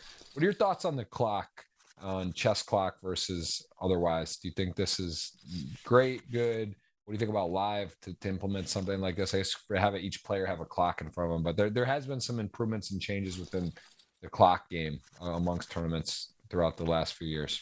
I think the chess clock is great, and I think should be the gold standard for online. I also think this sort of levels going up in increments of hands played rather than time for final tables is also the way to go. Implementing a chess clock for live does seem a little bit difficult. Maybe it's something that can be done just for final tables. But I think also if we just keep improving and evolving with the way time banks are done, with the way shot clocks are done, some of the minor issues with regards to, timing and tanking in live tournaments can be resolved quite easily. Yep, absolutely. Duco here, 9-10 suited, two pretty hands. What a situation, though. It's sort of, do you peel? Okay, peels, queen, jack, 9-10, 9-10. Looking for more, and that flop is not only going to still be behind, going to be out of position, and, not love it. Dom just going to come out and bet. Now, a little bit scary for Dom. Some of the hands there, blocks queen, king, but is still some hands he could have had to contest with. Picks that up, 4.8 million on his way. Jack 8 off here. Gonna fold fours, button, pair, open, weed, 7-8 suited, pretty looking hand. Situationally though, not the time. It's out of the way. Yeah, I was a little bit surprised to see Duco call the 3-bet there. Yep. And also a spot where I think Dom could have flatted, but obviously didn't. Less surprising from Dom, given that we saw him 3-bet fold the king queen suited earlier. So I think he's just on the play less flats, play most of my VPIPs via 3-bet strategy. Which is a totally fine approach to have. I think he should have more and more of a flatting range there with having Duco covered. But difference in strategy. The 10-9 suited all a little bit dicey, but also just getting a really good price, right? Yeah, that hand can do wonders. Didn't deliver there and was dominating the flush as well, which is going to be not likely, but that was the case. Then 5 million, Dom back to 5, Rodrigo 6, 3.8. Again, things change quickly, pretty even right now. Jack 9 suited, David going to be playing here at the 60, 120, over 30 blinds, 32. Going to open, and Rodrigo showed us some wide defending, the 3-4 off. See with the king 5, also a potential. He could also consider a small 3-bet here with the king 5. These are the sorts of hands that we could use as bluffs out of the big blind. We want to be really polar, and these sort of high card to block continues, low card to unblock folds are really common bluffing candidates. Another thing that I like is David 2.5xing. That even with the smaller ante, I think that's just an adjustment to playing against both blinds that cover him substantially and just wanting to discourage flats that are too wide. Interesting spot. 6 is covering here. Also gonna just could take a couple different lines here. Duco is gonna call, and that is quite a flop. Flopping the bottom set on the 6-8-9 rainbow, top kicker with the 8 there in the middle, ace-8 suited backdoor diamonds, but weed getting a set, such a special treat to hit a set at a final table. We saw Duco hit that set of deuces earlier, blind on blind against Jack 4 suited, then didn't get any money. Gonna come leading. I really like the flat call pre with 6s. I think with the pocket pairs, a really simple way to approach it is if you want to jam, you want to get better pocket pairs to fold or get worse pocket pairs to call. And if you're not doing neither of those things, which jamming 6s here are not doing either of those things, as in terms of generating a good response from Duco, then you should flat. So I really like that. Leading on the flop, probably a play. Wow. Whoa, this is sort of a okay. This is the second time, right? Aces to kings. I mean, Duco trying to get in the top 10 all time. This is going to be a moment to pause and just can't believe it. You get kings, you're 5-handed, you're thinking about Vegas, the Mirage, RIP Mirage, because this could be similar RIP situation. I mean, this is he's 80-20 dog, and he is not going to like seeing this. This is twice, right? We saw aces to kings again earlier. Rodrigo had it. I mean, this is a lot of big hands. A lot of big pairs. Yeah, I wonder if Dom flats here. Oh, hello. Yeah, I guess he just trapping with such a low SPR. I was just going to make a comment about how you pick Dom to win, instantly he gets kings, now he gets aces to kings, but then this happens. Yeah, this is obviously unfortunate for Dom, but really, unless the fourth heart comes, this is just going to go in and the hands play themselves. Duco picks a really small size, which I think he should do with everything. And Dom, I don't think is interested in playing any raises on this sort of board. He's going to want to be defensive with some of the weaker holdings, and the really good holdings that he has They just have a lock on this board. So it makes sense that he flats aces also. And And pretty nasty. I mean, picks up yeah, actually one of the better cards, the 3 or 4, Yeah. to give him some equity here. But he is thinking he's probably in pretty good shape. Obviously, doesn't put him on kings that strong. And this is thinking about, he's thinking of what to do to call, raise. Just puts it in here. Going to get shown top set. Going to need to hit a 4 and an ace for a 4.3 million chip pot. Dom not going to love it. Or will he? River, 14% chance. No. The ace looks like a 4. He knew what he needed after he saw the kings, and it was not that. This is going to flip things again a little more into the everyone's equal game. Everyone's pretty close. 4.3, 4.4, 4.2, 5.6, 2.7. New game, new situation, nasty cooler there. Dom now the short stack.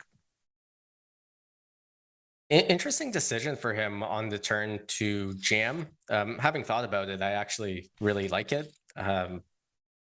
Most of the time that Duco's bluffing, well, actually, all the time that he's bluffing, I think he's just going to be offsuit. And whenever he's barreling the turn with a bluff, I would assume that almost always he has a heart. So it's just like one of those things where SBR is so short, jamming, it just gets called by some of his bluffs potentially, or just gets him to fold a heart. Like I don't think Dom would ever jam with the ace of hearts in his hand, Right. but not having it, the turn jam makes a ton of sense. Well, there's aces again. Duco just got kings into aces, hit a king. Now he's got aces, going to pick it up, but he is on his way running into the actual chip lead at the moment. Pretty big moment there. And we got a $50 ticket. Keyword GGWSOP space GTO Labs space your GGPoker username. That'll be the first giveaway. Once we get to 150, thumbs up. Got to be subscribed. Appreciate that. Appreciate you guys doing that. What are the chances we get to 150? Before we lose a player? That's going to be the first ticket. We'll have another one too, a $100 ticket as well coming up. Appreciate everyone being here. Let us know where you're watching from in the world. I don't know why when I do the keywords and people type it, it makes me hit show. It's like it's spamming, like they take it like it's like a swear word or something. But anyway, going to be accepting those. We're going to be doing that. We're going to let you know, Daniel, let us know where can people watch tomorrow. Review Ben Heath, yourself, Jonathan Jaffe, GTO Labs. You guys are going to look and break down some of the interesting hands from today's stream. Where can people join for that? It will be a live stream on our YouTube channel, which is just GTO Lab, just like my patch. It'll be on our YouTube channel. So 3 p.m. Eastern, 9 p.m. Central European time. Beautiful. I'm going to try to tune into that myself, if not catch the replay and break down some of the hands and listen to the analysis. And I think everyone on there has been a guest. I believe Ben Heath. Actually, I'm not sure if Ben has been on the GGMillion. He's been on my podcast. I think I'm actually maybe not been. No, I think he's been a guest too. Yeah, we've had everyone. Nick's coming on. Nicky P. I always have a hard time with his last name, even though I know it's a Petrangelo, Nick Petrangelo. I have a hard time. I really struggled jelly? Once on a trade, and I got crushed for that. Petrol jelly. Petrol jelly coming on too. I think October 8th, if I'm not mistaken, that Tuesday that week. So that'll be a treat to have him on. I've never really gotten to know him, so looking forward to that. I know he's on fire. Took down the win, massive tournament, just sort of crushing everything. Definitely knows his stuff. That's quite a lineup you got there. You guys have doesn't really need much advertising.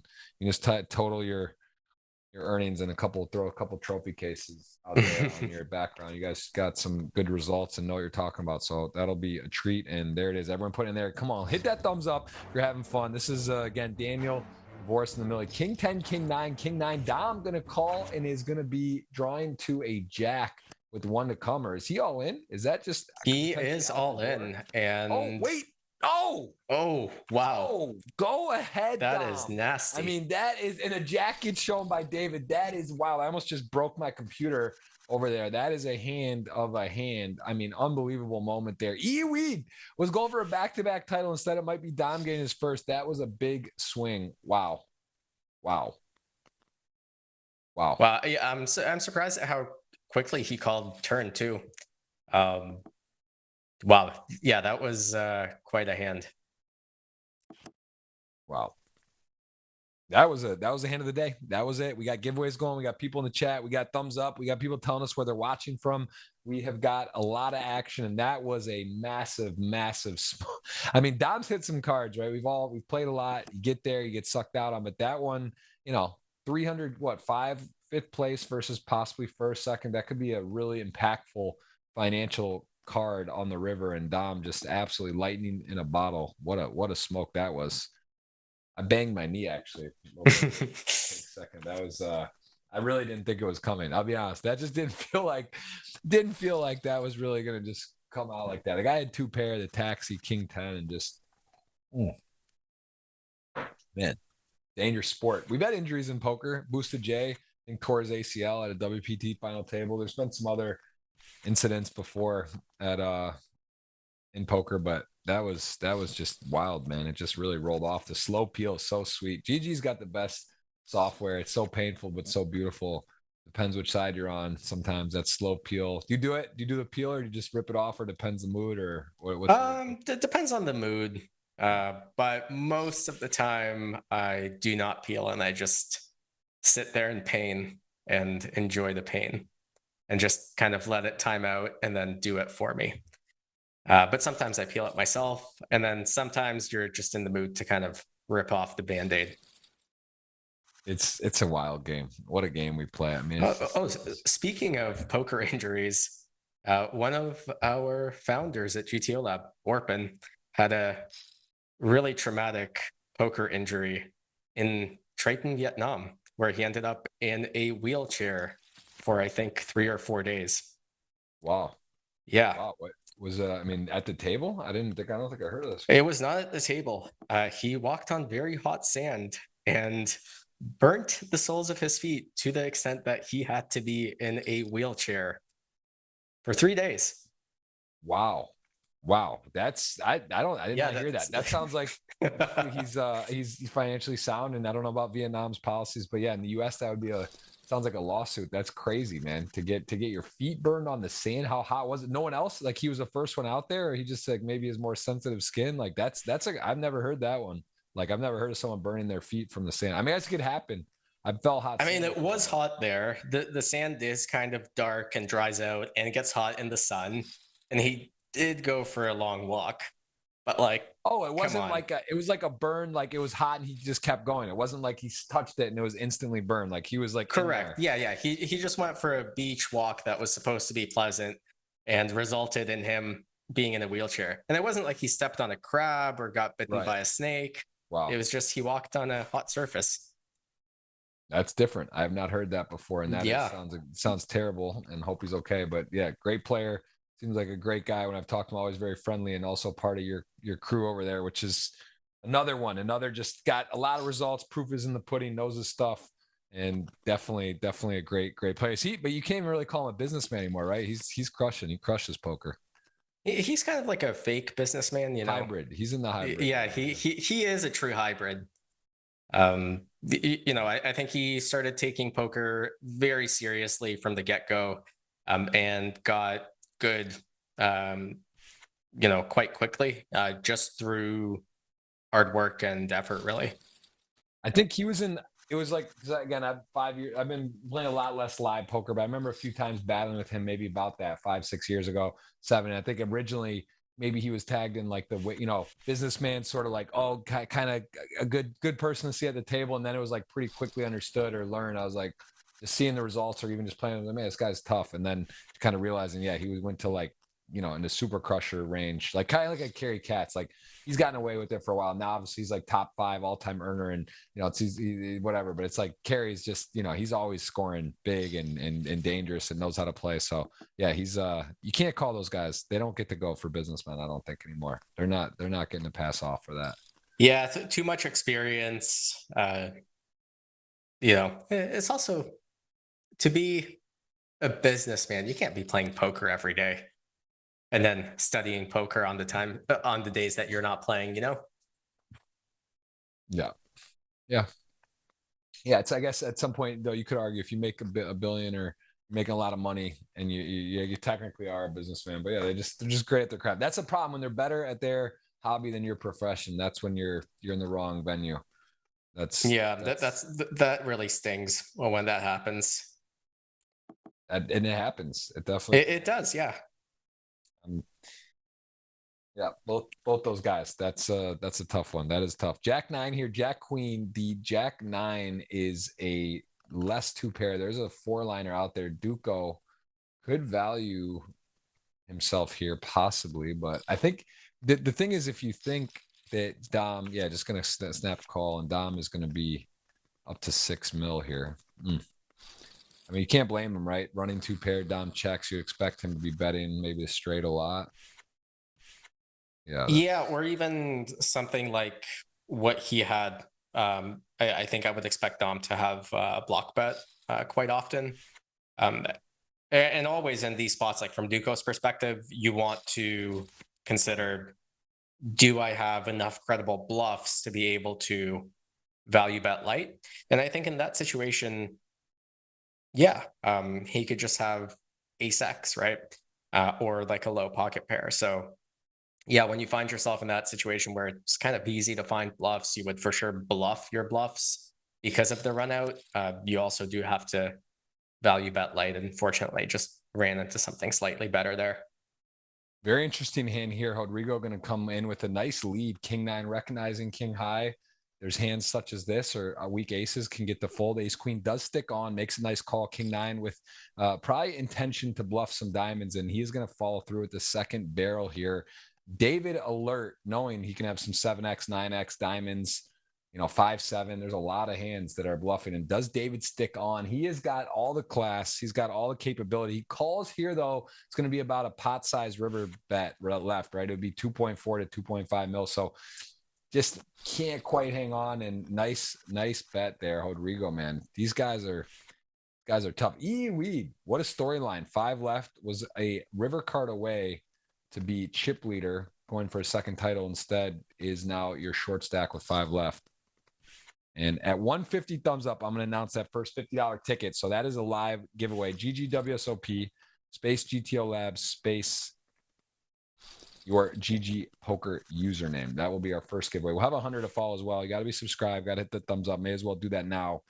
A 750 watching. Appreciate you guys and girls at home watching. This has been some highlight hands. We've seen crazy runouts, all the things you could want. You really can't ask for more. Big hands, big bluffs, big get theirs, big moments, and all the drama. This is very, very, very, very much for the taking still. Wide open. We've seen really aces to kings multiple times. What happens here? I'm curious if he just ends up jamming. Or if David calls. Yeah, okay. Yeah, I was curious to see if he just ends up jamming or finds a min raise fold. I think in theory he should jam, and I think he made the right decision and was rewarded for it in the end. But also it does seem close, and in some lineups, though not this one, I can see myself min raise folding instead. More leaning towards a tougher lineup, you would take that a little more variance-ish to do it versus the one you think you can get away with, be playing more just exploitatively, doing things you might not want to risk it there. Exactly. And also just players not responding appropriately to a min raise. Whereas if I min raise, like, I would just expect David to just rip it in my face a bunch from the big blind. So, that's not going to be good if I just have king 10 off, and I'd have preferred to have jammed. But if it's going to be someone in the big blind that's going to be less aggressive, that's a spot where I might get a little bit creative and deviate a little bit. Yeah.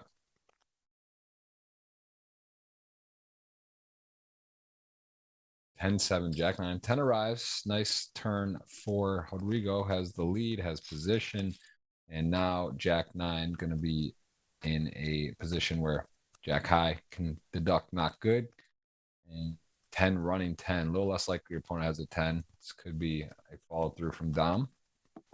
Yeah, he doesn't have a club in his hand, which makes it a good candidate for bluffing, just unblocking the flush draws. Doesn't have a 4 or a 5. He does have a 9, which isn't great, just in blocking, something like 9-8 or 9-7. Ultimately decides to give up.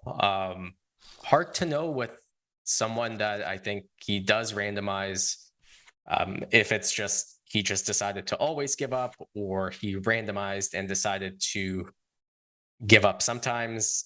That's what makes playing against someone really good so tricky. Even with cards up, I saw this hand, but I don't know exactly how he thinks about the spot, because it could just be a randomizer thing, or it could just be he decided to pure give up, and I'll never know.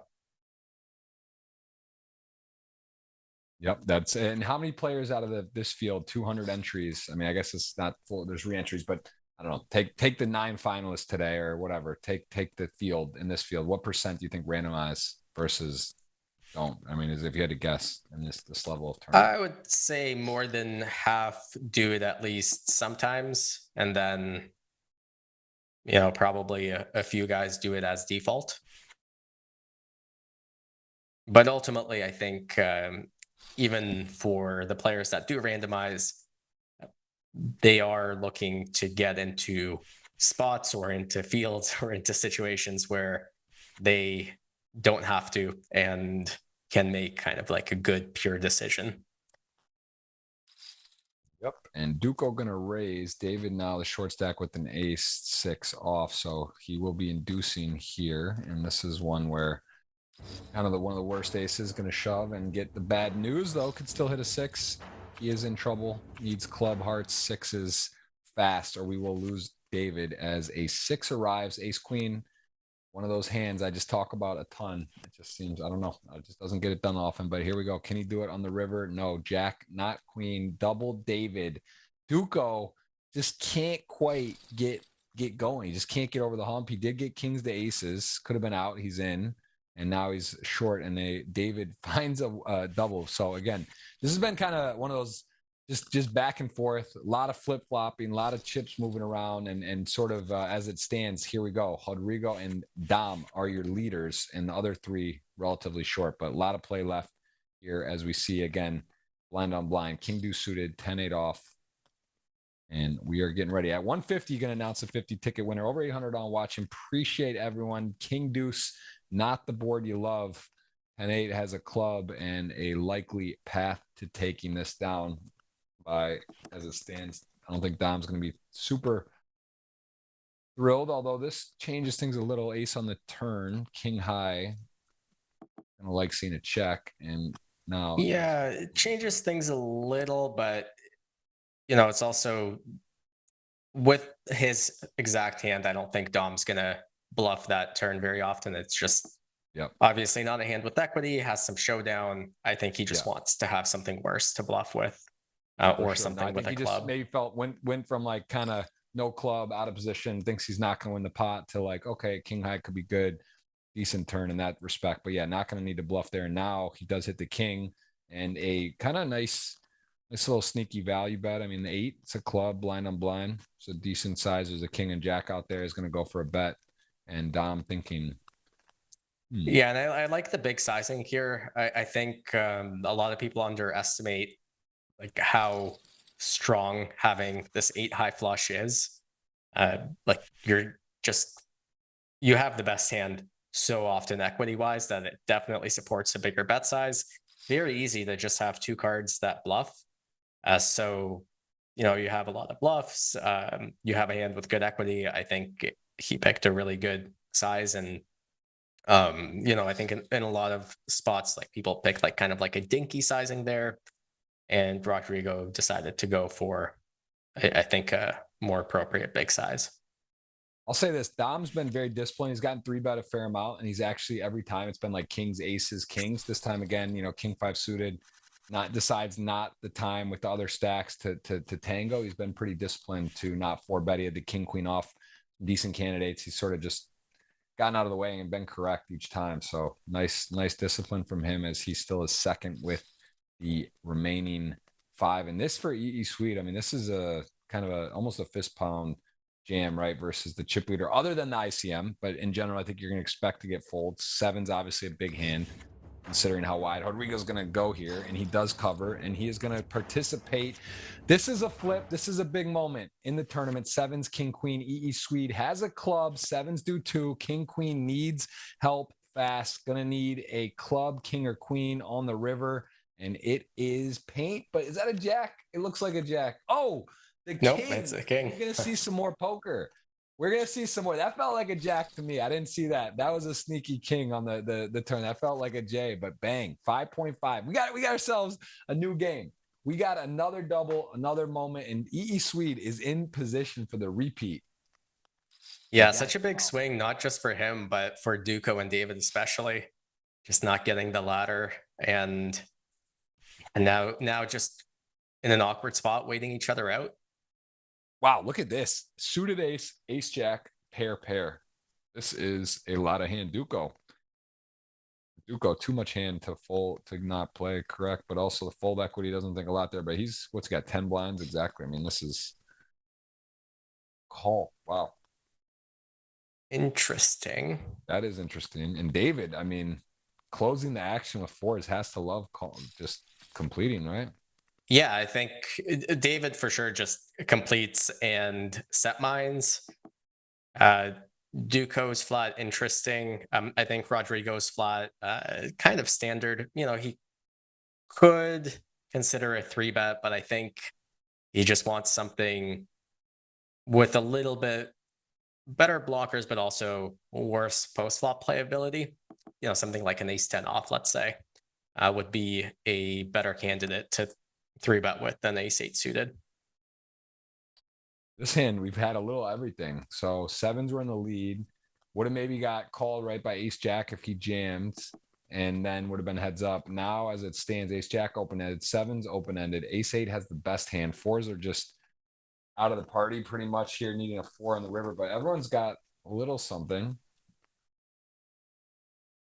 Dom with the ace-jack off.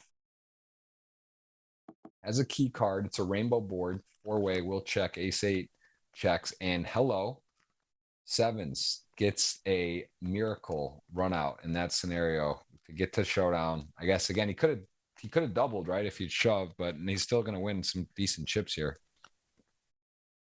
Yeah, I don't think it makes much sense for him to bet, just because I would kind of check and hope that someone bluffs. Like particularly David out of the big blind could find some bluffs. Even Rodrigo could credibly rep some 7x betting and to get called by what, right? So I really like the check to try and mostly induce bluffs from the players behind. Yeah, interesting. Very interesting. As it turns out, Duco gonna get it done 2.5, and it just makes it the most possibly tight out of that scenario. He chips up from the bottom to have 2.5 now, and I mean, really been an interesting final table for sure. We've seen all kinds of swings, and no one quite broke out. We saw at one point EE Weed had that 10 million chance for the stack. It didn't happen, and then there's been no real complete runaway for some time now. We did see at one point where 5 and 5, that was when there was like really big separation from everyone else, but it's tightened up. I like this open from David. Kind of similar concept that we talked about before, where he's going to be jamming a lot of his good stuff, and then he's just raising the stuff that's below that. So that's what he's going for out of the small blind. Dom peels, I think it's a little bit dicey, but close. And yeah, interesting to see what happens here. Board now, Sonny's got top pair, weak kicker, but sees the check back from Dom. I'm going to check again. Interesting. Dom has some equity here. He's got the 7, jack, or 10 to the river, and he also just thinks he's going to have the best hand sometimes. Yeah, I think David doesn't want to be put into a blunder on a lot of rivers, which no matter what he sized, would end up happening. Just like anything that's a 5, a 6, a 10, a jack, a diamond, you know, an 8, a 7. Like more than half the deck is just bad for him. So I think that there's kind of knee-jerk reaction to seeing this spot from David's perspective might be to, oh, well, I have, you know, the best hand right now. I probably just want to bet, get the hand over, get some value, some protection. But I think once you think about it a little bit deeper, and then you realize, well, Dom's not going to be folding pairs or open-enders or flush draws. So what are you really getting protection from? You're just getting yourself into a spot where the pot's inflated and you're putting yourself into a blunder. So I think that's the logic behind the turn check, which I really like. And Yeah, we might see some David, action here. we saw David go wild with King Queen suited earlier, kind of took the stand against the tens. I mean, here though, it's a raise 3-bet and a 4-bet sort of. I mean, again, King Queen, a lot of hand 5-handed. You're on the puck here, but I don't know. I mean, it's also you could just move on. And he is not. He's going to take it. He's going to roll the dice. He's going to run into aces and not like this. But this is Duco, music to his ears. Has the ace of spades, King Queen suited aces, big moment, and a big favorite for Duco. Haven and David going to go, of course, after committing there.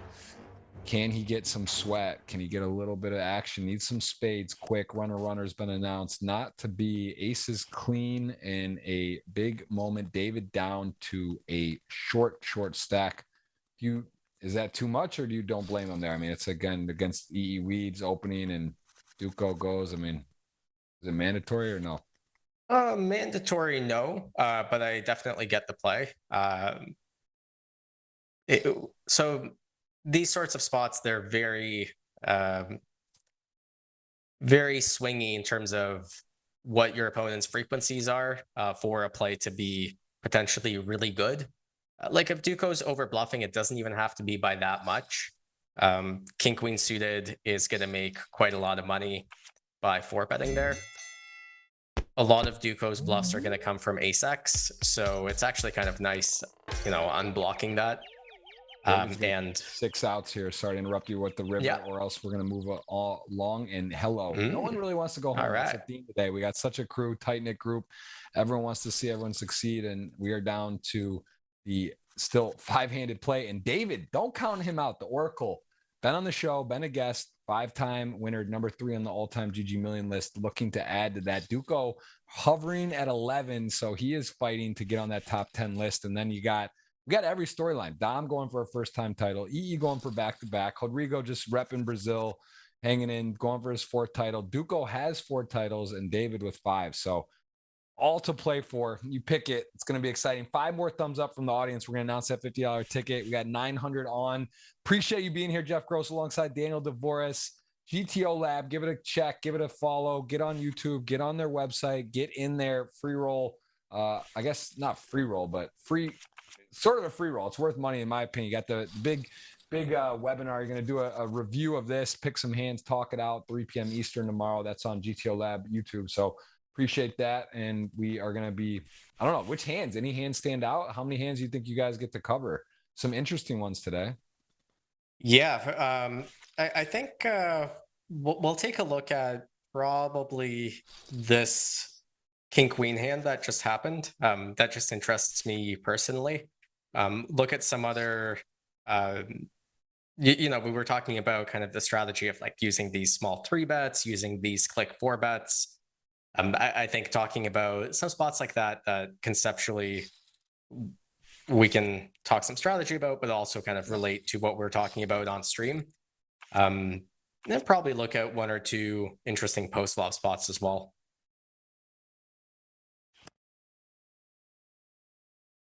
Oh no.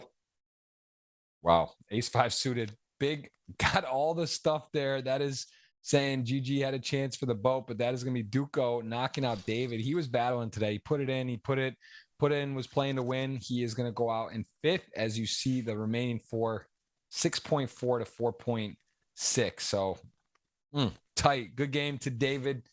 As you mentioned, one of your picks and one of your players I'd say you gave a lot of respect to. You feel like he's very capable anytime he's in to win, and he is no longer that with 5th place finish. So still a nice pickup for him. He did come in 2nd though. So again, a little tighter than normal today, kind of open, wide open, but he will be replaying probably that king queen, right? That's one he might tune in.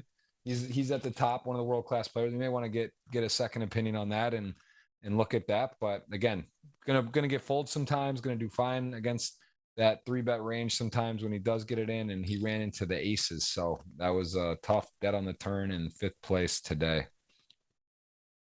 Yeah, unfortunate, but I'm also, you know, I know him fairly well. I don't think he's going to lose sleep over it, and he might still be, even though he ran into aces, be happy with his decision. Interesting and sick play with the 7-4 here. I dig it. Yeah, there's some spice. Jungle Man was a guest last week. He's a spice guy. He reproves. He's this weed really trying to get. There's been a few runs on here that have been pretty ridiculous. Like where a player I think did win 2 in a row, or I'm gonna draw a blank on it, but there's been some pretty epic runs in the short order. Maybe like 2 wins and a third and a second in like really short amount of time. There's been some of this, but it is hard to win back-to-back weeks in this tournament. That's for sure. Would it be the first? I don't think the first, definitely not the first, but one of like maybe 2 or 3 max. I know one other player I'm thinking of, but it's very rare. It could be. There's been for sure some like first seconds, and I want to say like a first second, but that a player from Montenegro, I believe, and yeah, I know who you're talking about. DK, I think he goes by hard name to pronounce. Dijon, maybe. Dijon Kala Samdrukovic. All right, first winner. I said over 150. We got it already. Appreciate that. That is going to be a $50 ticket winner, and that is Ferris Hazard is going to be the winner right there. Ferris, you got the $50 ticket. We got 101 coming for you for someone as well today. So stay tuned. Once we hit 200 plus, I will announce that on the stream, and that is a nice ticket, man, for a $50 ticket. Are you one of those guys, Daniel? Like, you haven't been on the pod, so I don't remember. I'd asked this to most guys. Did you put on like a free roll or a $50 and win all the money, 30 million from zero? Or did you deposit a few times? Was that your story? Like some of these this back in the day? I started playing 1 cent, 2 cent. So okay. I got a player transfer for I think we got a big all in here. I got to pause you again because this is too much action. King 10 suited to 8s. Dominic gonna dominate the turn, lock it up, almost knock out 32K, chip in a chair.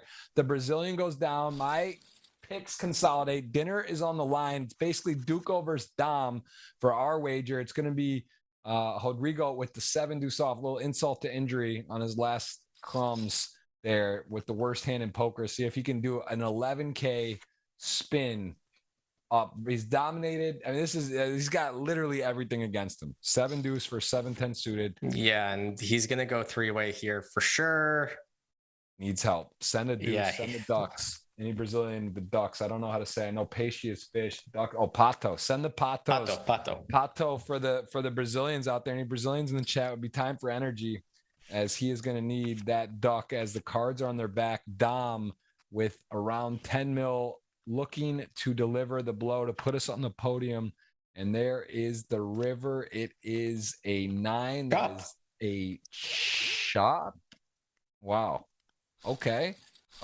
Starts with that little bit of energy. There they are. The Brazilians travel strong. He even could fold 7-8 off though. The ante out there, money in the middle. He's going to go with it. Yeah. 30K. Ace Jack, Queen 9. I guess Ace Jack could shoot it up. A little bit of dead money. Want to just call? Interesting. I would think to raise there, but yeah, I think he, as the second last stack, he just kind of wants to heighten the probability that Rodrigo busts, rather than like if he goes heads up and then loses, now Rodrigo's still in, and then he's kind of like in this situation where getting dealt a hand is kind of bad for him because he just has to be so tight. But really what he's hoping for is, if he limps, for sure it goes 3-way, maybe even Duco completes, and then it goes 4-way, and then Rodrigo busts more often. So that's what he's going for in my mind, and I think that's the right play. Nice recognition though, Dom. The lead there hits the 3, decides to bet and try to get that extra side money, and it's going to be a either way. That was going to be your Rodrigo winning that pot against Ace Jack as well. So there he is, not over. Going to hit the big blind. This one's important. 250 out there. Does he get a? He just won with 7 deuce off, so the man can do anything. If he did that 10-6, it's a flip. It's a flip to be back in the game. It is fair. Ducks versus the 10-6 and a open-ended. This is almost too many outs. Sometimes it's enough. Sometimes it's too many. And now he's a dog. Needs help. 6-10, king 8. And that is a deuce for Dom. GG for Rodrigo, the Brazilian, 4th place. He came in, I believe, 7th. So he'll be okay with that. And Dom is saying the game Rodrigo. Dom's had quite a ride. 10 million chips now officially. He's got what second and third have together, and see if Dom can really deliver the win. Duco going for 5, EE going for back-to-back. Who do you got? $100 giveaway, Barack. First, you got to subscribe. Then you got to hit the thumbs up. And then you just got to hang on tight. We're going to put a giveaway word out there in a second, and we will get you guys a $100 ticket. And I think we got ourselves a pretty good fight for dinner. I know you like sushi, right? You like the good stuff. Bahamas, we could have a dinner. I do like sushi. Be there. That seems like a oh, that's true. Yeah. We'll both be there. We could do it then. Maybe we go off island, make it official, go to like one of the nice places and do a nice dinner, take the crew and have a good dinner. This is a big fight right now, though. It's not over. It's not over. EE would be a wash. Duco would be you, and I've got Dom. So a lot to play for. All outcomes on the table. If EE wins, we'll go to dinner and we'll flip for it. If one of the other, that's we treat the other way. So I think that's fair. Yeah, that's fair. I mean, least likely outcome though, right? I mean, it could happen obviously, but I am kind of I am hoping for a Duco Dom heads up, just selfishly. Nothing against CE or him going back to back. Yeah. Just down to the wire dinner wager. I get it. Yeah, we want for sure. Yeah, it's true. I guess if Duco goes out, then it's a little less exciting. So this is Dom's world. He's got the Queen 7 suited. This is a good continuation, and he is going to get the slightly better hand to fold. Shows the 7 of diamonds. Dom knows what to show. He knows how to keep it interesting. 11 million, a little bit more separation, but still plenty of chips for the 2 remaining players. I hope everyone's enjoying. At 200, I'm going to announce the $100 ticket. 200 thumbs up. We got 153. You guys got to get active. 163, 900 watching. Let's get to 1,000. We're having ourselves a day. And again, we'll call it a webinar. Is that what it is? It's a 1 hour. How long you guys going tomorrow? 3 p.m. Eastern, GTO Lab on YouTube. Do you know? Or you're just going to cover some hands? How long? I don't know, but I would guess it'll be more than an hour. Okay. If I should know. But I think it also depends, how many hands we look at and how interesting they are. There is plenty of stuff from this final table. So I would say certainly longer than an hour. Yeah, ace 4 off, no decision there. Dom did have an ace. E Reed folded ace 4 off again, just sort of illustrating the situation where the second and third, there's a lot of a jump in that second to third, lot to play for, looking to not be on the chopping block, and everyone knows how that works and everyone is adjusting accordingly. But Dom here, king 6 off, ace 7 off, and checks back. Ace 7 gonna get a pretty good flop. Yeah, I think Dom raises pre-flop sometimes, not always. Yeah. And then this is deceptively a pretty bad board for Duco, just in terms of how the ranges play out. Like, he's going to be pretty tight, holding a 3 a lot. Dom's going to have a 3 a lot. So I think Duco is just looking to be passive with kind of everything first time around. So just checks to Dom and expects Dom to be pretty aggressive. And puts the check raise in. I think given how vulnerable the 7 is, and there's still some value to be had from just floats or worse, 7x puts the check raise in. So that all of that makes sense.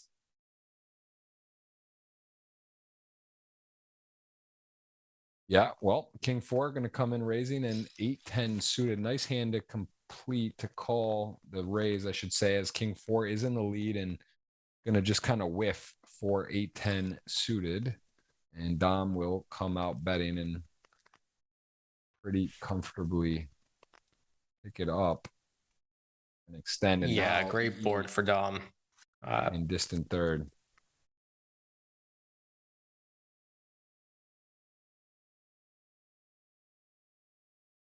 Dom wants to play, but ultimately I think he is a little too disciplined. Slash just too respectful of his opponents. Like, yeah, he does have this chip lead. He has more than second and third combined, but he's also up against two guys that are going to re-steal appropriately. So I don't think raising what would essentially be any two cards from the button is going to be the way to go.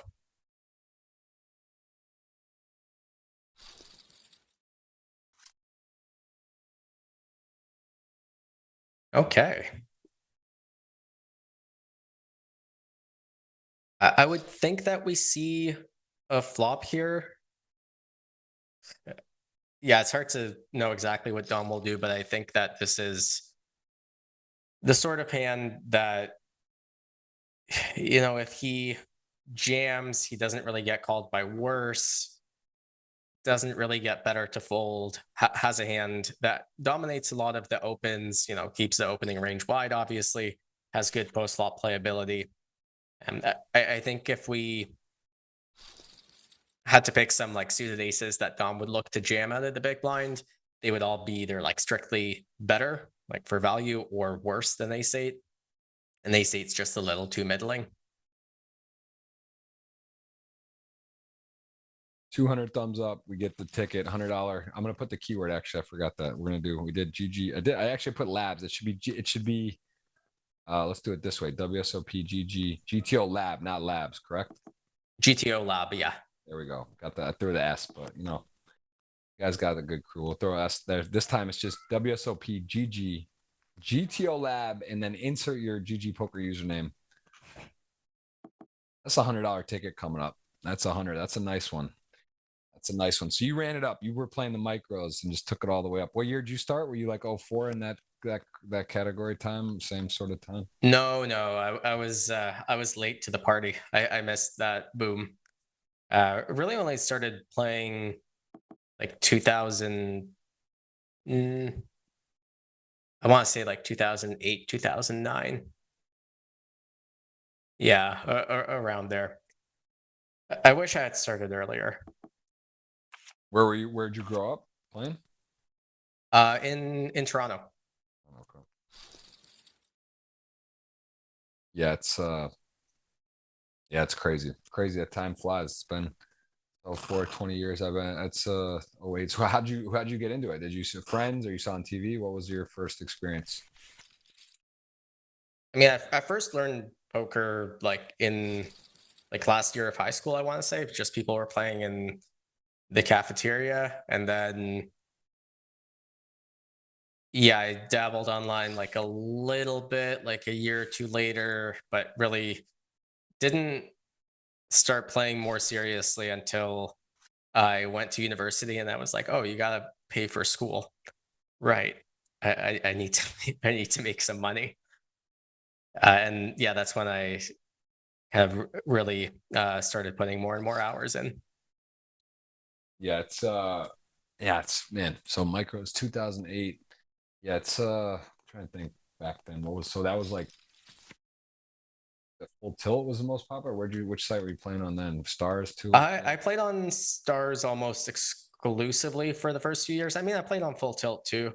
Then there were just a lot of random ones popping up, like GGPoker was popular for like, I don't know, 6 months or something. Yep. Yeah, some other sites would kind of like peak very quickly and then dissipate. It is crazy that GG really is just like now the WSOP. It's amazing you win bracelets online. That is running till September 30th. And again, have Phil Locke next week, the guest for the main event, 5K, 25 mil. Hope to see you there. I'm not guaranteeing anything. The booth magic is real. Like I know you know how to play poker fairly well. So I'm not going to take a lot of credit when you're there next week, but like I wouldn't be shocked if we're just like, oh yeah, Daniel was hosting last week, and there he is at the final table again, going for another massive score because we see it time and time again. People just seem to freshly have again high caliber players. So I can't say it's all that, but it does. I just generally good results follow. Knock on wood for me, for you, forever. I don't want to jinx you, but yeah, I'm ready to see. Hey, you I'll take some run good for sure. Yeah. We've done it. We've seen it. We've seen a lot of David too. We had Yan. We've got a lot of great players on here. It's always fun. And again, Jonathan, I know, is a now 5-time guest, and it happens live. People go and they have heaters live right after they win. They do special things, and it's always fun to see the booth magic come to life. It's like a again, I use the word force, but it's like a study session, because again, a lot of these guys you play with, you know how to play. You may scroll through hands or watch, but like you really get immersed and you're in a thing and you get to watch stuff, like you pick up on stuff, right? You remember, you see players, and then you start saying, oh wow, this guy's a great player, he's doing this, it's a little different than what I do, but I see why maybe he's doing that. So it is always good. It's a good refresher to watch these and be a part of for sure. Yeah. And it's just a lot more immersive than kind of reviewing the stream yourself, or you know, a lot of the time I'll kind of like watch it after, kind of just like through the big hands. You get the timing. Yeah. You get the tempo of it versus when you're like, you know, watching another thing or looking through email and then have it up playing and you're kind of like looking. It's just, it's different. So for sure, definitely, I think it's not a bad thing. And I know there's a lot of big events going on right now, so it's an intense time on there. How many tables are you playing? What's your general like go to if you're really in grind mode poker? How do you kind of decide on how many tables at a time, and how do you decipher with the buy-ins if it's like you're playing 25Ks online and 10Ks? Do you tone it down a bit, or are you? And what's your minimum buy-in as well? You'll play. So the answer to all of the above is it depends. Not to give like a cop-out answer, but generally unless it's a big series and I'm like in grind mode, if there's a bunch of stuff to play, I'll cap myself at like 6 tables. Sometimes I'll go up to 9. I used to be just a mass multi-tabler, but poker has just changed so much, and also I've gotten older myself. I just also enjoy the process of focusing more. But also everyone's just so much better nowadays. There's so many more nuances to think about. So really I try to cap it at 6, but you know, next weekend I'll probably be up to 9 or so. Yeah, makes sense. And you do notice a drop off though. I mean, between if you get like 4, for example, you're just like hyper dialed in versus like 9. Does it make a big difference for you, or is that the number you still think you can be pretty in tune at 9? I think if I got reps in playing 9 more often, it would be fine. Yeah. But I do find myself kind of first attempting to be as deliberate as I usually am with fewer tables with 9, and then timing out, and then realizing that I should really have a time bank for bigger spots, and then kind of taking shortcuts. So, you know, it's not like I suddenly start playing bad, but I do think that it takes away a little bit of EV. And generally speaking, if you're playing 6 or 9 or whatever tables, you already have the highest buy-in, and whatever table you're going to add is going to be in the lower end of the buy-in. So it really doesn't need to take away much EV from your higher buy-ins for the addition to just not be good. Yeah, makes sense. 6-4, gonna get a nice result versus Forrest. Almost 12 million now. So Dom has started to chip up a bit in this 3-handed tango. The dual King 10 here, Jack 6. Knowing the player here has got to be tight. Gonna go 3x King 10. Sort of one of those tricky ones, right? You know, it's a lot of hand. Yeah, could jam, could flat. Really depending on how aggressive Dom is. Jamming could be best, but flatting, if you're not sure, is a good default for sure. And I would expect E to float here. You know, it looks a little bit ambitious, but it's also a spot where we actually just have Dom's bluffs dominated. You know, we have some backdoors. We can win at showdown against some of his bluffs sometimes, you know, turn some equity. So even though it looks, maybe a little bit ambitious at first sight, I do like the peel with King 10 on the flop. But yeah, now I would be surprised if he did anything other than fold. Dom just always has the perfect cards to show, like that 6. Plausibly turning a gutter with like a 7-6 or something is just such a great card. Queen 8 gonna welcome aces. This is probably a record for aces on the stream. I mean, we've seen it. We've seen aces to kings. We've seen aces a handful of times. Yeah, I was gonna say there's been a lot of aces. Yeah. And we are 175. 25 more thumbs up. Going to announce the $100 ticket winner here, as we are still three-handed.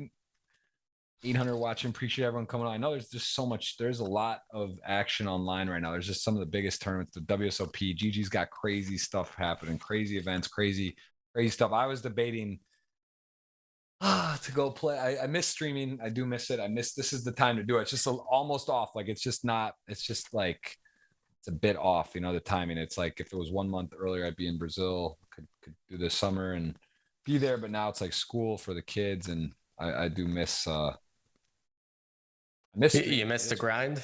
I do. I mean, I don't say miss. I enjoy it. Like it's just like the main live WSOP. It's like I love it, but then you're there, and it's like can get a little bit tedious. And again, once I've got 2 little kids, and it's tough to like online. I like in the sense that it's sort of a day, right? Whereas like the live that's tough when it's like, all right, I'm gonna meet for like days in an event or something, or for a week or something for the series. So yeah, I don't know. I do love it. The software is so nice now in GG.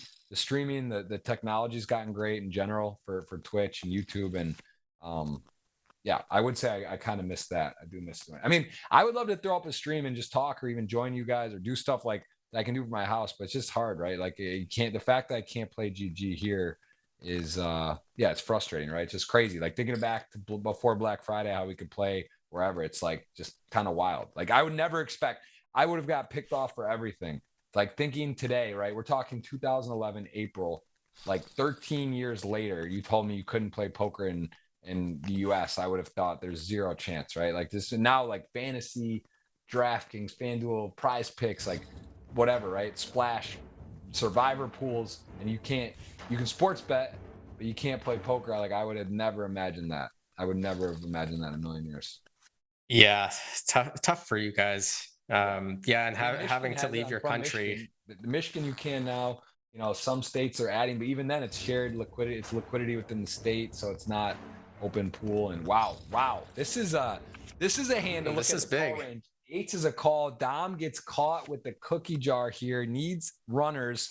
And he is a big dog. That's a lock up. Weed is close. Oh my, wait. They played last week heads up. That was it. It was Dom versus Weed. And we're looking for a rematch. That I will go on and talk about that. That I will go ahead and say, I know that's not happening. We have not seen a rematch. We could be seeing history here. Yeah, that's like an order of magnitude less likely almost than just going back-to-back winners, having the same 2 guys heads up. Wow.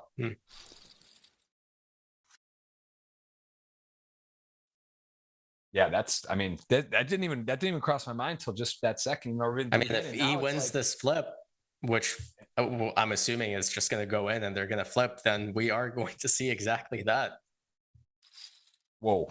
We are literally history on this flip right here. Can it be? It just feels it's a favorite. 6s are a favorite to king queen off. We're gonna see the cards on their back. We're gonna see 5, and everyone here is it. Here he goes, back to back question mark. Dom knows what's at stake. The flop is true. The turn is true. It's a spade fade or king or a queen, or we're seeing his story in the making. It's clean. Oh, it's happening. An ace. Wow. Back to back. I mean, you got to be kidding me. You just got to be. That is just insane. That is the odds of that. Put that in some permutation and smoke it. I don't know. That's a lot. We're seeing history, and Dom going for his first title, or it's going to be a back-to-back first, second. And he's a favorite now. I think last week he was underdog stacked, less chips. And this week he has over about a 2-1 lead, as we know, can change that. I mean, I think it's just going to go in first hand. I mean, we're closing in 3 hours here. Oh my goodness. Yeah, it's just Dom. Is this? Are we talking about one hand here? Dom, I don't see him folding it. I mean, folding would be crazy. He's got to call off. For a repeat 1-2 from last week. There's the ace. I mean, this is insane. One card away from like wild history. This is too much. I need a moment. I mean, this is back to back and we're gonna flip for our dinner because none of our guys won. Oh right, and now we got crazy. Weed M99, congratulations, back to back, well deserved. Dom gonna have to wait for his GGMillion title, and Daniel Dvoress, I gotta pick a $100 winner. I didn't even cue the thing. We just literally, that was like so crazy. Right under 3 hours. Epic day. GTO Lab. You guys are gonna review some epic hands tomorrow, 3 p.m. Eastern, and really do appreciate it. There's a look at the payouts. There's a look at the results. So if you had gone Weed, you would have got 10-1, just about 10-1 on your money. Dominique, 5.76. Duco was a long shot. He was in the mix, 14.5, 2-1. Was he the shortest stack? Leonard was the shortest, I think. Leonard, okay, there you go, 17.59. I am gonna pick a winner, and give me something. Give me your thoughts. And that was so crazy to me. I can't even put into words because like this, for every reason, that was crazy. But I got to pick a winner for the 100 ticket. Talk to me. You got to pick a winner for the 100 ticket. Well, what can I help you with there? Tell me what happened, but break down this. I'm picking the winner, and tell me what is going on. What was like your takeaways? Who stood out? Were you surprised? Was there any like standout hand? I mean, I think the standout hands actually played themselves for the most part. I think there were like some sneaky traps, sneaky flats. The standout hand to me, though, it's got to be that overbet bluff on the river with the Queen Jack of Hearts, right? Where Dom just snap folded the Ace 10 with no diamond, and he just bluffed without a diamond blocker. Yeah, that's got to be the standout hand to me. Just to do this show for over 100 times, and for that to never see a back-to-back 1 versus 2, they go 1-2, and then on the first hand of play, it's over. When they weren't like super short, I mean, it was up there, right? But they still had a little bit of play. Ace 9 of 4's first hand off the press. That is history in the chat. Anyone seen it? Anyone seen it back-to-back? I don't know. We're gonna have to verify that winner maybe once before, no more than that. And epic stuff. Where can people? I know you're not super active on Twitter. You're part of GTO Lab, GTO Lab on YouTube, GTO Lab socials, and they'll be there. Who's joining you again last time? Ben Heath and John Jaffe. And yeah, we'll be reviewing biggest, most interesting hands. 3 Eastern, 9 Central European time, and it'll be on our YouTube as a live stream, which is just GTO Lab. There you go. You had it. You heard it. 30+ million in live earnings in the book. I'll say it again. Impressive stuff. Started playing the micros, and now he's here. And we will be seeing hopefully more of Daniel in the future as a guest. Always open invitation. Enjoyed it a lot. Appreciate your time. And I'll see you for dinner on a flip in the Bahamas, if not before, my friend. Thank you so much. See you tomorrow. Appreciate the time. Tons of fun. Thank you so much.